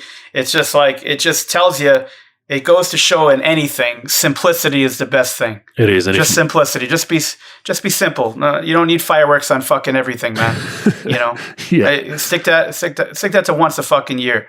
For New Year's, and that's it. But if you want to see that video, at Randy J Cruz, CRUZ on Twitter, I retweeted it a couple of days ago. So scroll through there, you'll see it. It's actually, if you were an 80s baby or a 70s baby, you'll thoroughly enjoy watching that. And even if you're someone that's only 17, 18, watch how the greats used to do it. Moving on, useful or useless stats. First one's a serious one, which I thought was good. Tony Snell, officially the first ever player to become a 50-50-100 player. Minimum 100 attempts total, 50% from the field, 50% from 3 or above, and 100% from the free throw line. Now, he only shot 11 free throws, 11 for 11. Hasn't missed a free throw in 2 years. Small sample size, but still pretty impressive and something that probably won't be matched in a long, long time. So Tony Snell, officially one of the best snipers in NBA history. Fucking guy can shoot the ball, Bogues. I'm a little biased, as we've known. I'm officially a fucking stalker of Tony Snell, but he's it is a pretty cool thing what he did, shooting the ball. Like I said, simplicity. The guy knows his role. Catch and shoot. Knows what spots to do. He makes free throws. And here's a guy that's sort of been bouncing around a bunch. Went to Detroit. He's been in Detroit. He's been in Chicago. He could have just given the thing up and just sort of like I said, that ASPCA shit, about just like getting beat up a little bit early in his career and not getting where he wants to get to. Fucking guy just gets it done in the summer, continues to be a pro. And then fucking guy, so like you said, small sample size, but pretty damn fucking good. One other thing I did not fail to mention about Tony Snell, for those that don't know the game very well, you might look at his stats and say, well, 5-6 points a game, what's the big deal? When you have a guy shooting the ball at that clip out there, the spacing that he creates by default is what's very valuable for your team. So all of a sudden, Trae Young's getting double teamed, they're blitzing his pick and rolls. You put Tony Snell in that wing or that corner, his guy is not budging to help. He's not budging at all. So now you're basically playing, 2 other defenders are guarding 3 other guys. Makes life very hard for your defenses. So just a little small tidbit for our basketball followers out there that probably wouldn't realize why we think, shooting at that clip is so important, even though it's only 6 points a game. Next one, this one's a gem, Sports Center. This is the tweet they put out. This full stop is full stop. Wild full stop. Jason Tatum has scored 50 points 3 times this season. There's been a no-hitter thrown on 2 of those nights, bro. Awesome. Seriously. I mean, yeah, for sure. Yeah. For sure. I have no fucking idea. I have a bowel movement every fucking third Tuesday after I have a fucking cupcake. I mean, it is pretty cool though, to be honest with you. I mean, there's been a no-hitter thrown, 2 of the nights, but I don't really give 2 flying fucks. But again, in 24 hours, you got to put out this content. What are you going to do? At least wait till it's 3 no hitters. So at least it's even with his 3 50-point games. But just a stupid useless stat, Sports Center. Get rid of that. One last one I added late. Do you know this, bro? The Golden State Warriors are the first playoff team in NBA history to be eliminated from the playoffs by a 9th seed. Hey, of course. A 9 seed? Of course. They got eliminated by a 9th seed. That is unbelievable, isn't it? It's never happened. Never happened before. No, never happened before. And, like I said, that guy or girl that came up with that should get a fucking raise. I mean, the years you had to go back to figure that fucking shit out was, magnificent. Nobel Prize to you. Nobel fucking prize for the fucking person who came up with that shit. Very good one. Very good one. I like that one a lot. Some NBL Australian news real quick. Lauren Jackson Pro. I'm not sure if you follow the WNBA too much, but she will become the first Australian to be inducted into the Hall of Fame, Basketball Hall of Fame. Career average in the WNBA, 18.9 points, 7.7 rebounds with Seattle. Played there for, I think, 11 or 12 years. The pinnacle of Australian basketball, especially on the female side. She'll go down as the greatest ever. Already is, for that matter, and was a very highly skilled player, came through the AAS, was one of the first female bigs to be able to put it on the floor, shoot the 3, do a bit of everything. So just wanted to give her a quick shout out. Not sure if you know or saw too many of her games, Pro.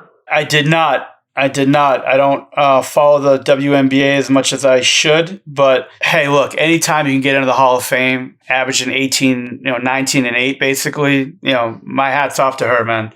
That's an unbelievable career to do, and to be, that respected by your peers that you get in the Hall of Fame is fantastic. That's great. Anybody who gets into the Hall of Fame on anything, it's an unbelievable, accomplishment for all the hard work that she put in throughout her whole career. That's great. Congratulations to her. Yeah, congratulations, Lauren Jackson. She's still heavily involved in Australian basketball, working for Basketball Australia right now. Does a lot of good things in the WNBL as well, helping that league out. So enjoy that ride, Lauren. Well deserved. Next one we have in the NBL, Josh Giddey's been officially shut down by the Adelaide 36ers or by his agent himself. Right decision for me, Pro. It was his agent. Yeah, but it's the right decision. Look, they're not in a position to compete for NBL finals. They're basically mathematically, I'm pretty sure they're out, and they have to win every game by 50 for the remaining of their roster, which is not going to do. They're officially eliminated. There's no point him being out there in dead rubber games that don't matter. So I like the fact that he waited. We spoke to him on the podcast, and I think we asked him this question about, will you shut it down eventually? And he said, look, he wants to continue to compete and fight for a playoff spot, and now they're not in a playoff spot. So I've got no issues with this, Pro. Yeah, look, the whole fucking draft process is full of shit anyway. Shut it down, don't shut it down. He's going to go through this process and become an NBA player and figure it out. He might become really good. He might not. Who knows? And this whole process where agents really oh, you got to do it this way. You got to do this. They don't really need to do whatever. He's going to be in some fucking gym in LA shooting around, like we said, working out, staying in shape, go to a few workouts. They can't go to pro days, so they can't really go to his workouts anyway. NBA sent a memo last week saying that NBA scouts can't go to these agent workouts anymore, only the pre-draft camp. I think they're trying to get more players to go to the pre-draft camp in West. Most of these players don't go to Chicago. Yeah, no one goes anymore. No one goes. Nobody fucking goes. No, nobody goes. It's it's like my 21st birthday party. It was me and fucking, 8 pounds of cake, and that was about it. But it's just a fucking shit show. He'll go through these workouts and whatever. And I get it. Who wants to see him, God forbid, get hurt in a meaningless game? That I'd rather him do it that way, shut down that stuff rather than not work out for anybody or not do this and not do that. I always like to have fighters fight. If I'm working with a player, look, you got nothing to hide. It's not like he's got anything to hide. He just doesn't want to get hurt. It's cool. Let him shut it down. It is what it is.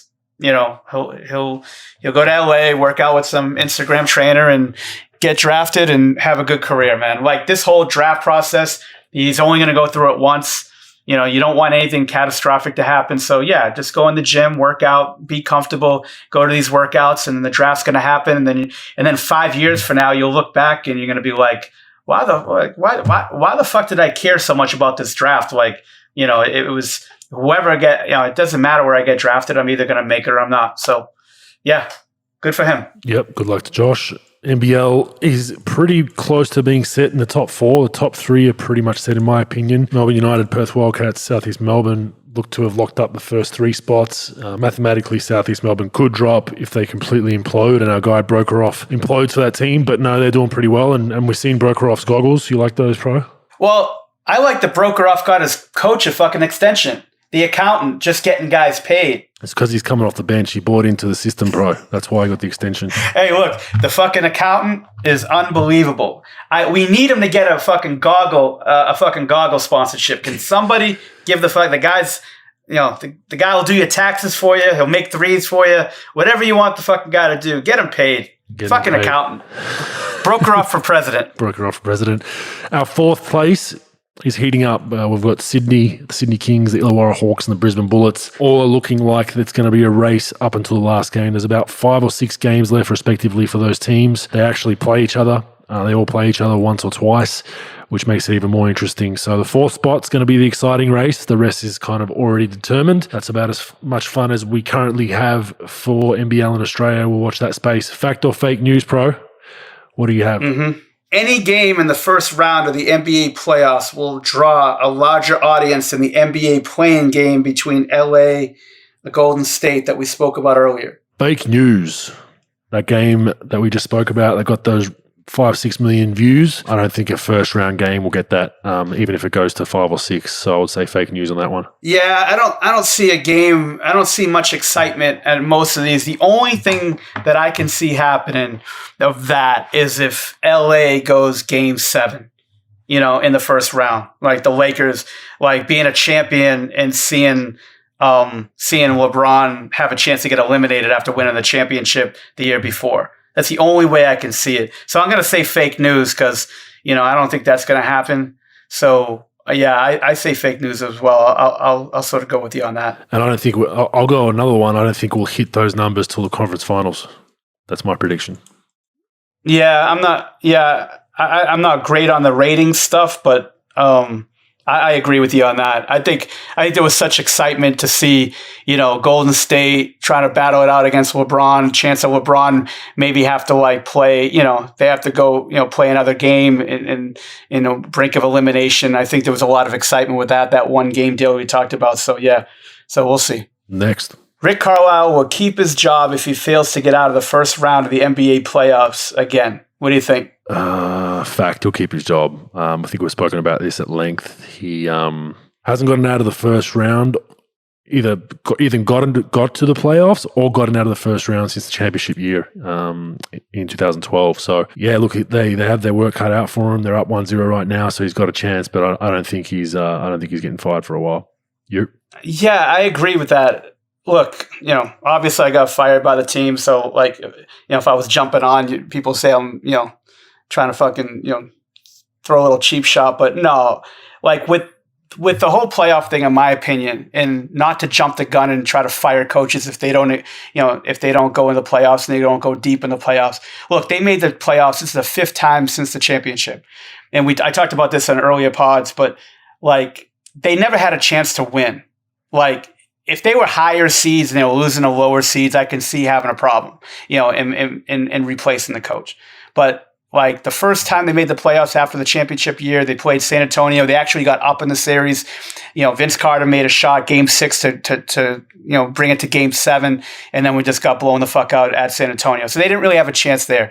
They played Houston with that Rondo series. I mean, we had no fucking chance. There was no scenario that we were going to win a game. Then we go Oklahoma City. Again, we were just outmatched by Oklahoma City. You had Durant, you had Westbrook. It wasn't going to work. There's no chance. Maybe you could steal a game. Then they played the Clippers last year. I didn't think they had a chance to win. But they took them to 6 games. That's great. And then this year, I don't think they're going to win. I think they'll probably lose in 6. It's great that they're up 1-0. They might even win. But even if they lose, what I would do is if they lost, I'd be like, all right, next year we're burning a little daylight now with Luka with the contract stuff. We'll get his extension done this summer, but we're going to have to get out of the first round next year. That's our expectation. Look, they got hit by COVID, they're a lower seed. They're playing one of the better teams in the league. I don't expect them to win. And if they lose, it's unless he had no control of the team, Luka didn't like him. Those guys are bashing heads publicly. None of that stuff's happening. So I would say, look, if he doesn't make it, I'd say next year, look, the goal is we got to get out of the first round next year. That's the goal with this team. That is fair. All right, Bogues, the Clippers will go further than the Lakers in this year's NBA playoffs. The LA battle. This one's a hard one. I would probably say I think the Lakers go further. I think they do. I think they're going to get some momentum, some health back. I'm just not sold on the Clippers, even though I picked them to go pretty deep.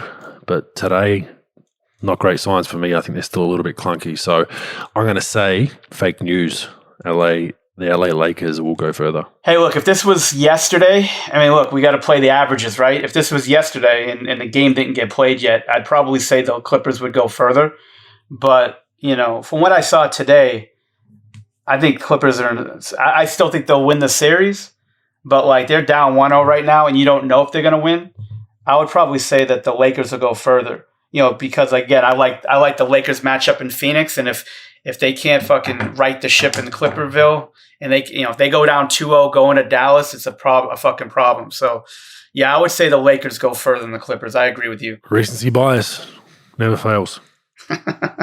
No doubt. All right, Q&As real quick. Hey, Bogues and Pro, absolutely love both the B-ball and My Journey pods. Bogues, I got to watch you play against the Bullets and throw down a massive putback dunk. Absolutely sick.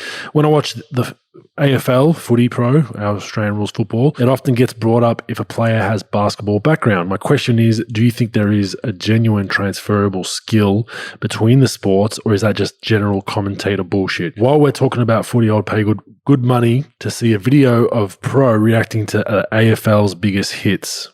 So that's on YouTube. You can watch those, Pro. Maybe selfie video yourself for Ben in Brisbane. Thank you for that. The skills, Pro, look, I don't know, you probably need to go on YouTube to familiarize yourself with the game, but there are some skills that are transferable. Passing is the biggest one. Is just learning how to, in AFL football, how to kick to a point as a guy's running full speed. So you don't kick it to him, obviously, because by the time you kick it to him, the ball's going to be behind him. You need to kick it ahead. Basketball's the same. Someone's running or making a back cut. You don't throw the ball at them because they're going to be at a different spot when the ball gets there. So learning that skill is important. Ball skills, I think I'm a big advocate. I think Pro is as well. We've spoken about this at length of playing numerous different sports as a young kid, different ball sports. You know, footballs bounce differently to basketballs, to soccer balls, to tennis balls, to golf balls, whatever. I think it really helps your skills with handling a basketball or a football if you do other sports as well.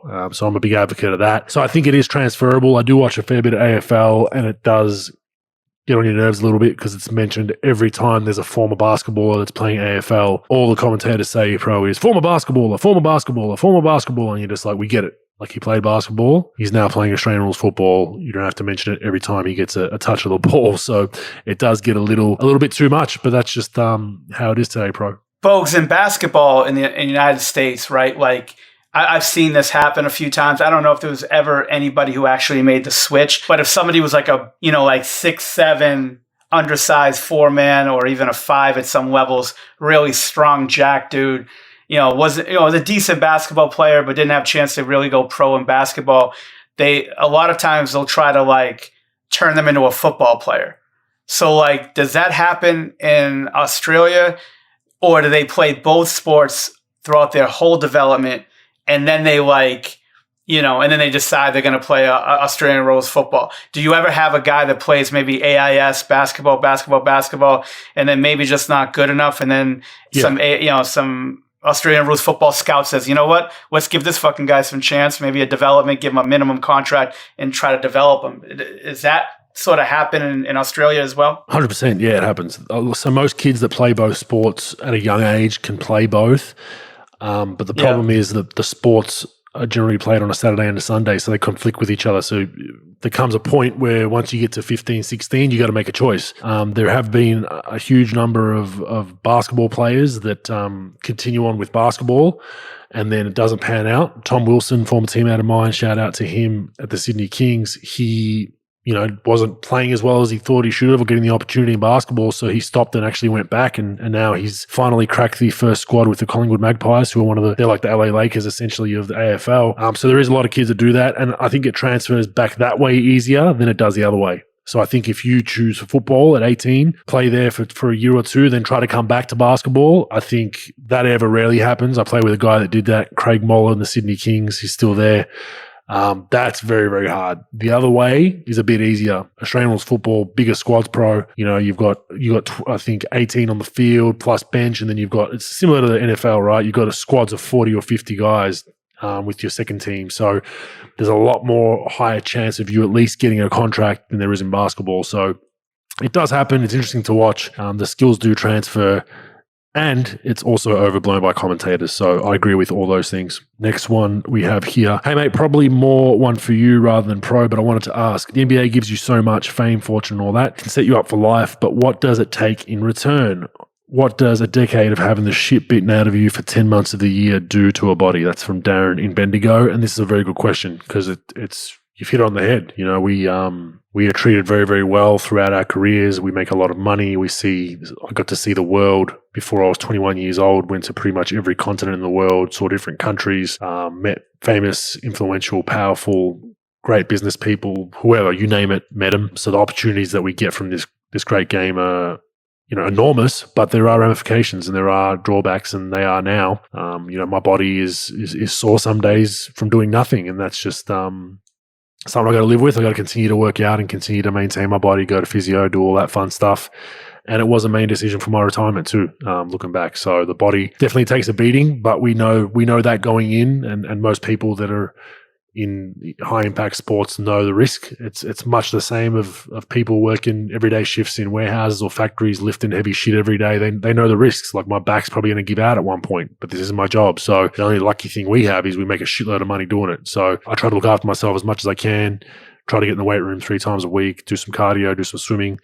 It's just something you have to continue to do. The guys that struggle the most, we see a lot of these old school players that Pro and I have spoken about. Some of these coaches don't walk too well that have played in the NBA in the 60s and 70s. That's because they generally stop working out and stop doing anything physical when they stop playing. Unfortunately, I'm not going to do that. I just can't afford to. But you'd agree with that, right, Pro? Yeah, Bogues, it's especially the big guys, they take a pounding. And maybe not now because, there's really no big guys that play inside anymore. But you just take a pounding. Your joints take a pounding. Your back takes a pounding. Your knees, your ankles, all these small little injuries that you get over a 10, 12-year period, it tends to affect without question.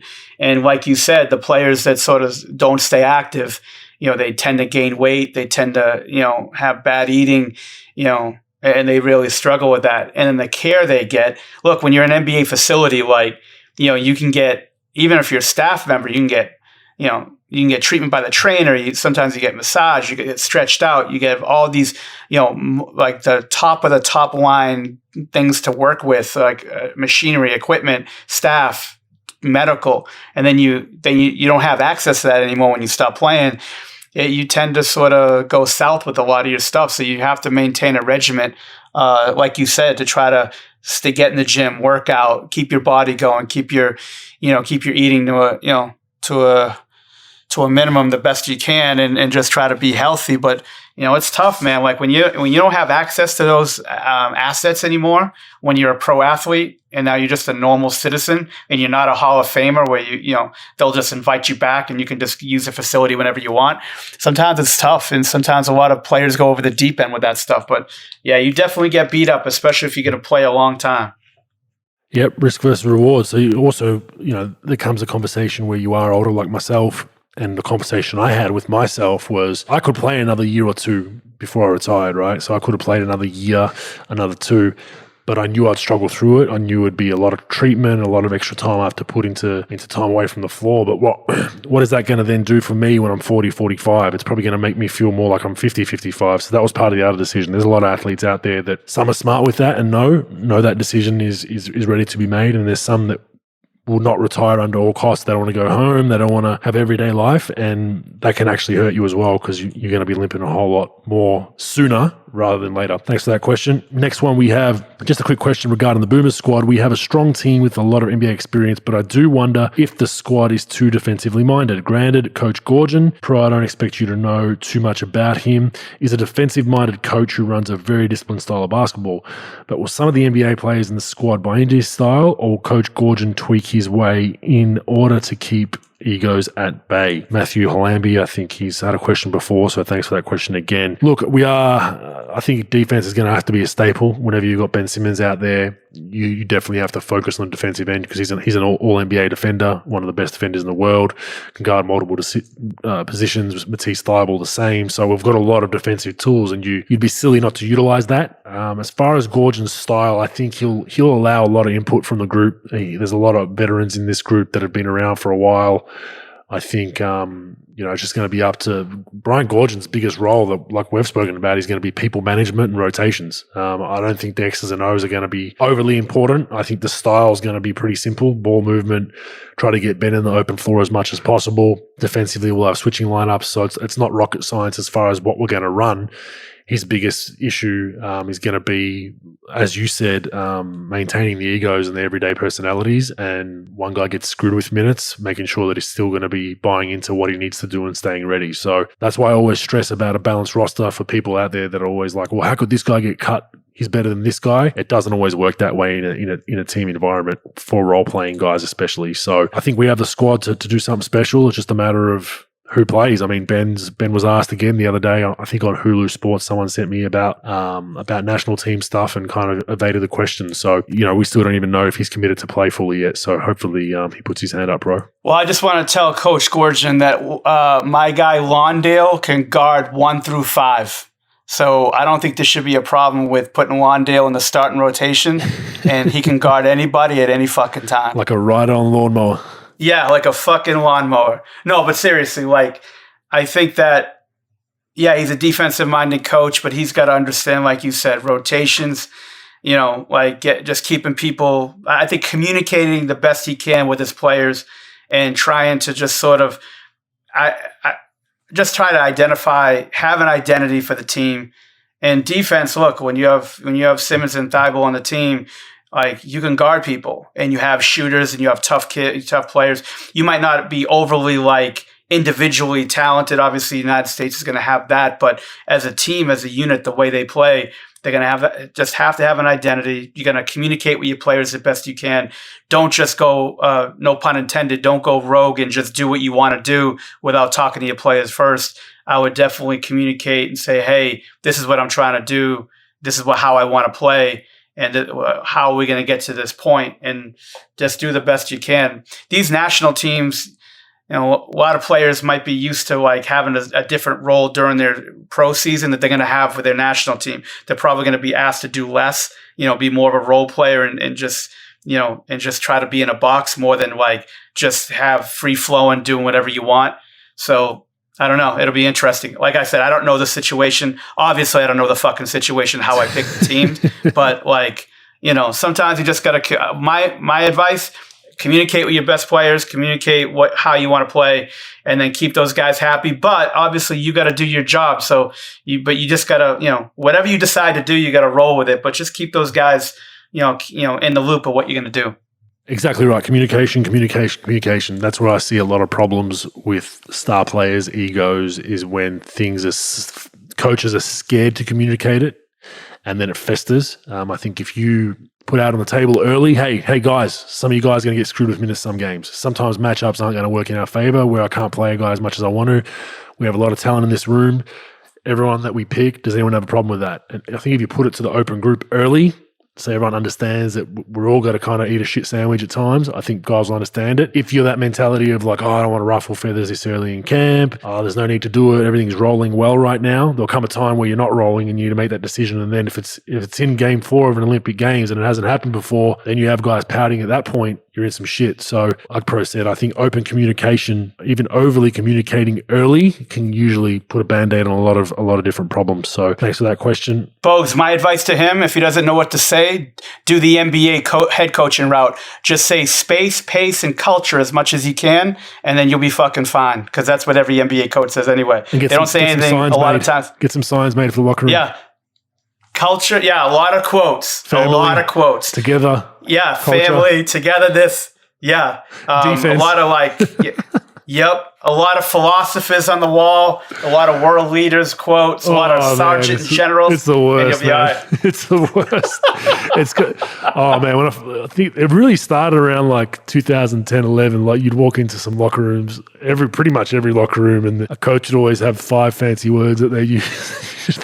They get the third assistant, which was probably you. Hey, go get this shit put on a fucking sign. We'll stick it up everywhere around the facility.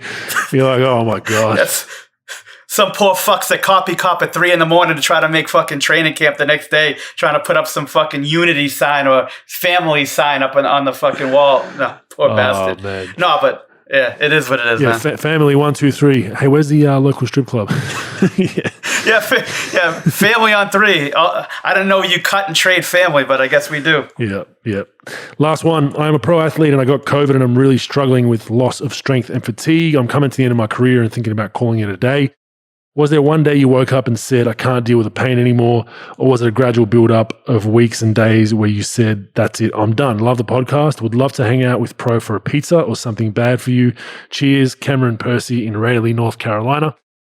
That's a decision you have to make. If you're waking up with pain every day and questioning whether you can even get to a workout, you've probably answered your own question. Look, I had periods in my career where I went through that post-injury. I continued to fight on, but things really changed for me once I had kids. That's when perspective really changed about what I valued. And as I mentioned on the podcast and numerous media interviews, being able to play with my kids came to a point where that was more important to me than wrestling against some absolute overly strong guys on the NBA court. So that's why I made that decision. And yeah, I was waking up limping out of bed most mornings. So that decision got easier and easier. So like I said, if you were struggling that bad, COVID or not, if you're getting out of bed and struggling to go to the bathroom, brush your teeth straight away, you'll definitely be feeling better a year later without that pounding, bro. Yeah, Bogues, look, I remember working with you at the end of your career in Dallas. And I know you had another few years you played, but like I knew the pain you were in a little bit when you were getting back and forth. I remember working with a kid, Josh McRoberts, that was, played in the NBA, close to 10 years or so. And we had him, I think we got him in a trade, or Miami, I forgot how we acquired him. Yeah. I forgot exactly how we acquired him, but it was his last year and he couldn't really get on the court. And it's so, it's hard to see, because like I was the guy who worked with him every day. He wasn't playing. So, I love the kid. He was a good kid, talk shit and you would work with him every day, but you could tell he was in fucking pain. I think he had a knee or an ankle. I forgot what he had, but you watching those players at the end of their career going through the pain. Look, if, in certain circumstances, if you need the money or if it's a lot of money and you could sort of deal with the pain, that's one thing.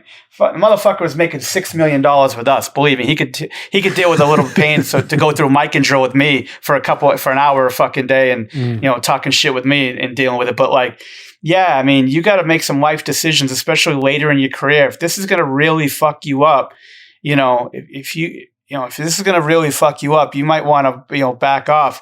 Kevin McHale, right? Like McHale at the end of his career, Hall of Fame player for the Boston Celtics. At the end of his career, he fractured or broke his ankle. I forgot what he had, but he played half a year or a year on a busted ankle. To this day, the guy, Kevin's poor bastard's got his ankle's blown up and he's had countless surgeries and things on it. And he walks with a limp based on doing that. It's painful just watching him walk, man.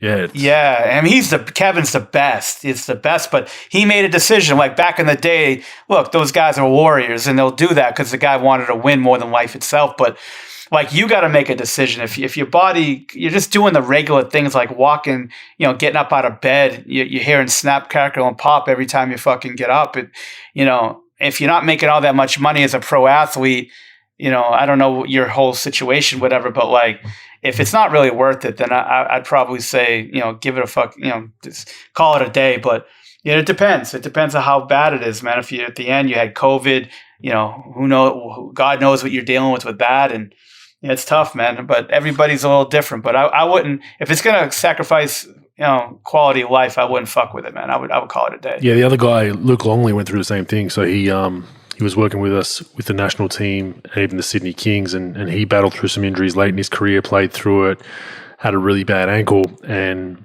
it was so bad that 10 years later he would if he rebounded too much for us one day. So let's say he took a guy through a 30-minute workout, rebounded, chased some balls, his ankle would be like a melon, man. So they're the other things you got to think of. All your injuries now, the older you get, the blood flow is going to slowly get worse.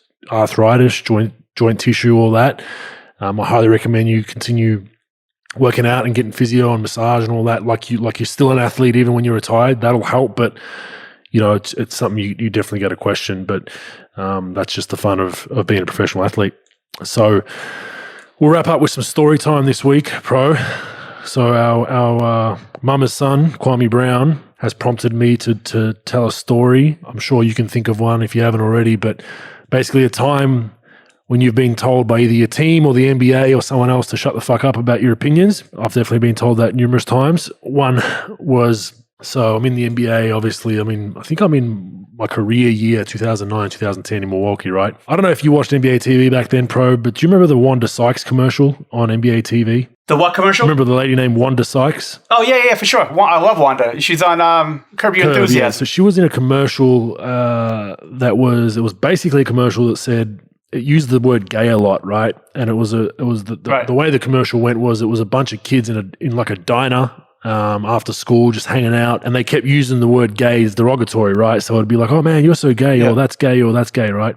So anyway, but the commercial literally had the word gay like 1,000 times in it. Like it was hard to watch at that point. And then Wanda Sykes walks past the group. She hears that word, gives them a lecture about not using it. You know, the rest is history, right? So this commercial was doing my head in because, like, I'm watching a game and every set of commercials, this commercial comes on. So I was like, Jesus, man, like, I get it. Like, so I put a tweet out that said, like, you know, this commercial is really annoying. Like, just left it at that, right? So I get a call like 2 days later from the NBA, and it's someone from they'll remain nameless, but it's basically someone when they do this kind of mentor stuff where they come and talk to you and they try to help you about, you know, they're basically telling you about figure something out for life after sport. We'll help you go get an education if you want while you're in the NBA. Those kind of mentor type people call me and goes, you know, Andrew, what was with your tweet? And I said, well, what do you mean? Well, like, you know, it's an inappropriate tweet. I said, why? Well, you know, it's part of the NBA brand. Why would you say it's annoying? I said, because it is annoying. The commercial's terrible. Like, you should take that shit off air. Like, it's awful. I don't like it, but you know, you have every right to air it. It's not, but I just don't agree with it, right? So she gives me a spiel about, well, you know, you wouldn't be able to tweet to people without the NBA. And I was like, what? And she's like, well, you would have no brand without us. Like, trying to big boy me on the phone, pro. And I'm like young and brash at that point. And this was my first foray into how political things get, right? So I had no idea. I'm just like flying blind. I'm like, hang on a second. Are we in the United States of America? Like, where the fuck am I playing at? Oh, you know, don't be like that. We'll just let you know, like, you shouldn't, you know, you're kind of the star of your team and you shouldn't tweet things like that. And I was just like, what? Like, it's not really controversial. If I don't like something, big deal, right? But, right. Yeah, man, that was kind of the first foray into social media, number one. I think it was the first year or two of social media, and then just how the league back then tried to manipulate, you know, what I was thinking and my thoughts about, well, we're basically paying you. Your brand will be nothing without us. So stop doing it. And I was like, well, that's kind of when the downhill slope started for old Bogues. Started going more and more rogue. But just an interesting one that I still remember. I still remember the phone call to this day. I was so confused by it. I was like, what the hell is going on here? But there was that one, and then there was. How long was it, Bogues? How long was the conversation with the lady? Oh, a few minutes. Like she kind of really tried to hit me with because I kind of said, like, it's my Twitter account. Like, it's not an NBA Twitter account. Yeah, but you wouldn't have a Twitter account without us, essentially, is what she was saying. Your brand would be nothing without the NBA brand. And she forgot what you did at Utah or in Australia, and she has a half valid point. Like, obviously, my brand wouldn't be hardly anywhere near the following without the NBA. But it's just like, but I'm not saying anything controversial. I just don't like the commercial. Like, it's like, well, like, I don't have to like everything the NBA puts out. There's things that I disagree the NBA does. There's things I agree with, but it just hit me like, whoa, this is like, they have their tentacles on everything. And another one I got in trouble for, which this one was probably ignorance on my part, but I'm with the Golden State Warriors, and there's a song called, I think it's called Guitar Man by a guy named Steve Earle. You know who that is? You heard of that guy? Like an old, I've heard the name. I think kind of like a country singer from back in the 80s, 90s. Anyway, there's a song lyric in that says, he talks about busking and how he, was a singer with nothing. The lyric goes something like, I got $55 in a Jap guitar, right? And I had no idea about the connotations of the abbreviated word Japanese of Jap in America. So I just tweeted this song lyric innocently because I love the song. I thought the lyric was more about, like, I've got a non-American guitar, which is kind of supposed to be deemed as not an expensive guitar, and I've grinded to make it, blah, blah, blah, blah, blah. So I had some lady like email Golden State Warriors at the time, like, this guy needs to go to sensitivity training, he needs to go do this, needs to go do that. Like, and I was like, what the hell, man? Like, and I was like I had no idea, like, about the connotations of abbreviating that word in the US. I didn't grow up in the US. In Australia, we abbreviate every fucking word there is and shorten it. So I was like so confused, man. I'm just like, this was kind of my foray into what we see now, where I just like, you know what? Like, I have my opinion on things and it is what it is. But just two ones that stuck out in my mind throughout the NBA. And this lady's email, like, she was dead serious. She wanted me to go to like a concentration camp.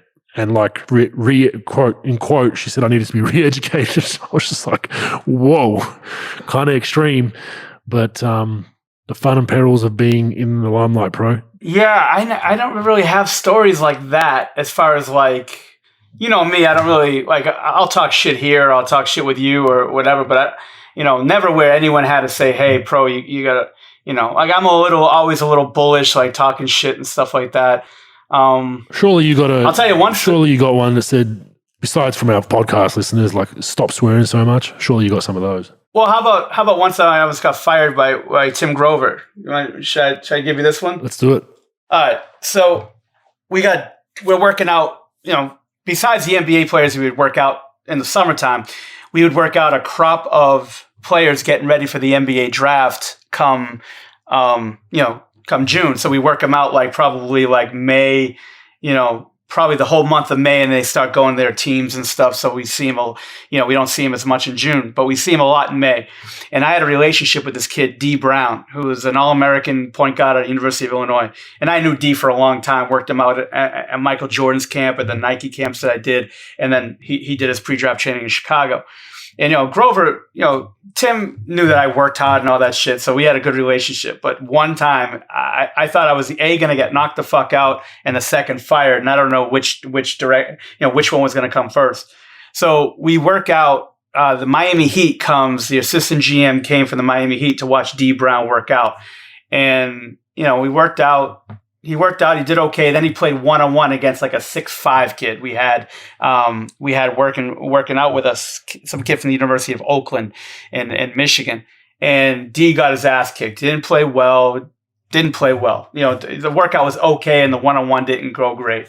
So they're up in the weight room after the workout. Whatever. They talked to the team and they went up. And it wasn't a big deal. It was just something before the draft that the agent set up. So.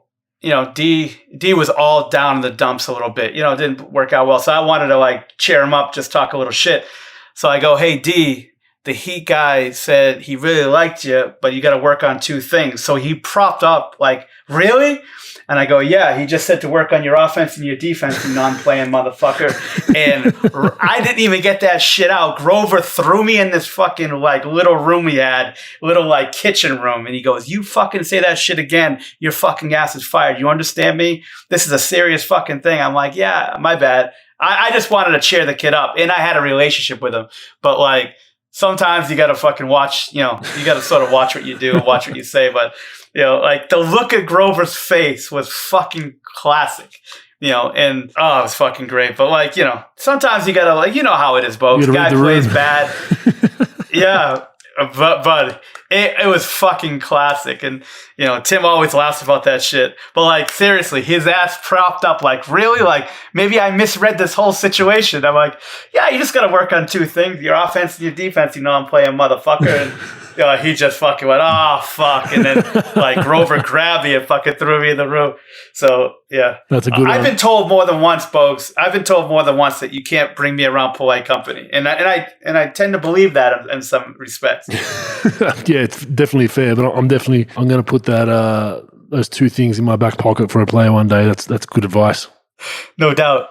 All right, man. That wraps up episode 21 at Hoop Consultants. Thanks, Mike. We are at Rogue Bows on all your socials. Give us some feedback. Ask us some questions next week, and we'll see you for episode 22. Thanks, guys.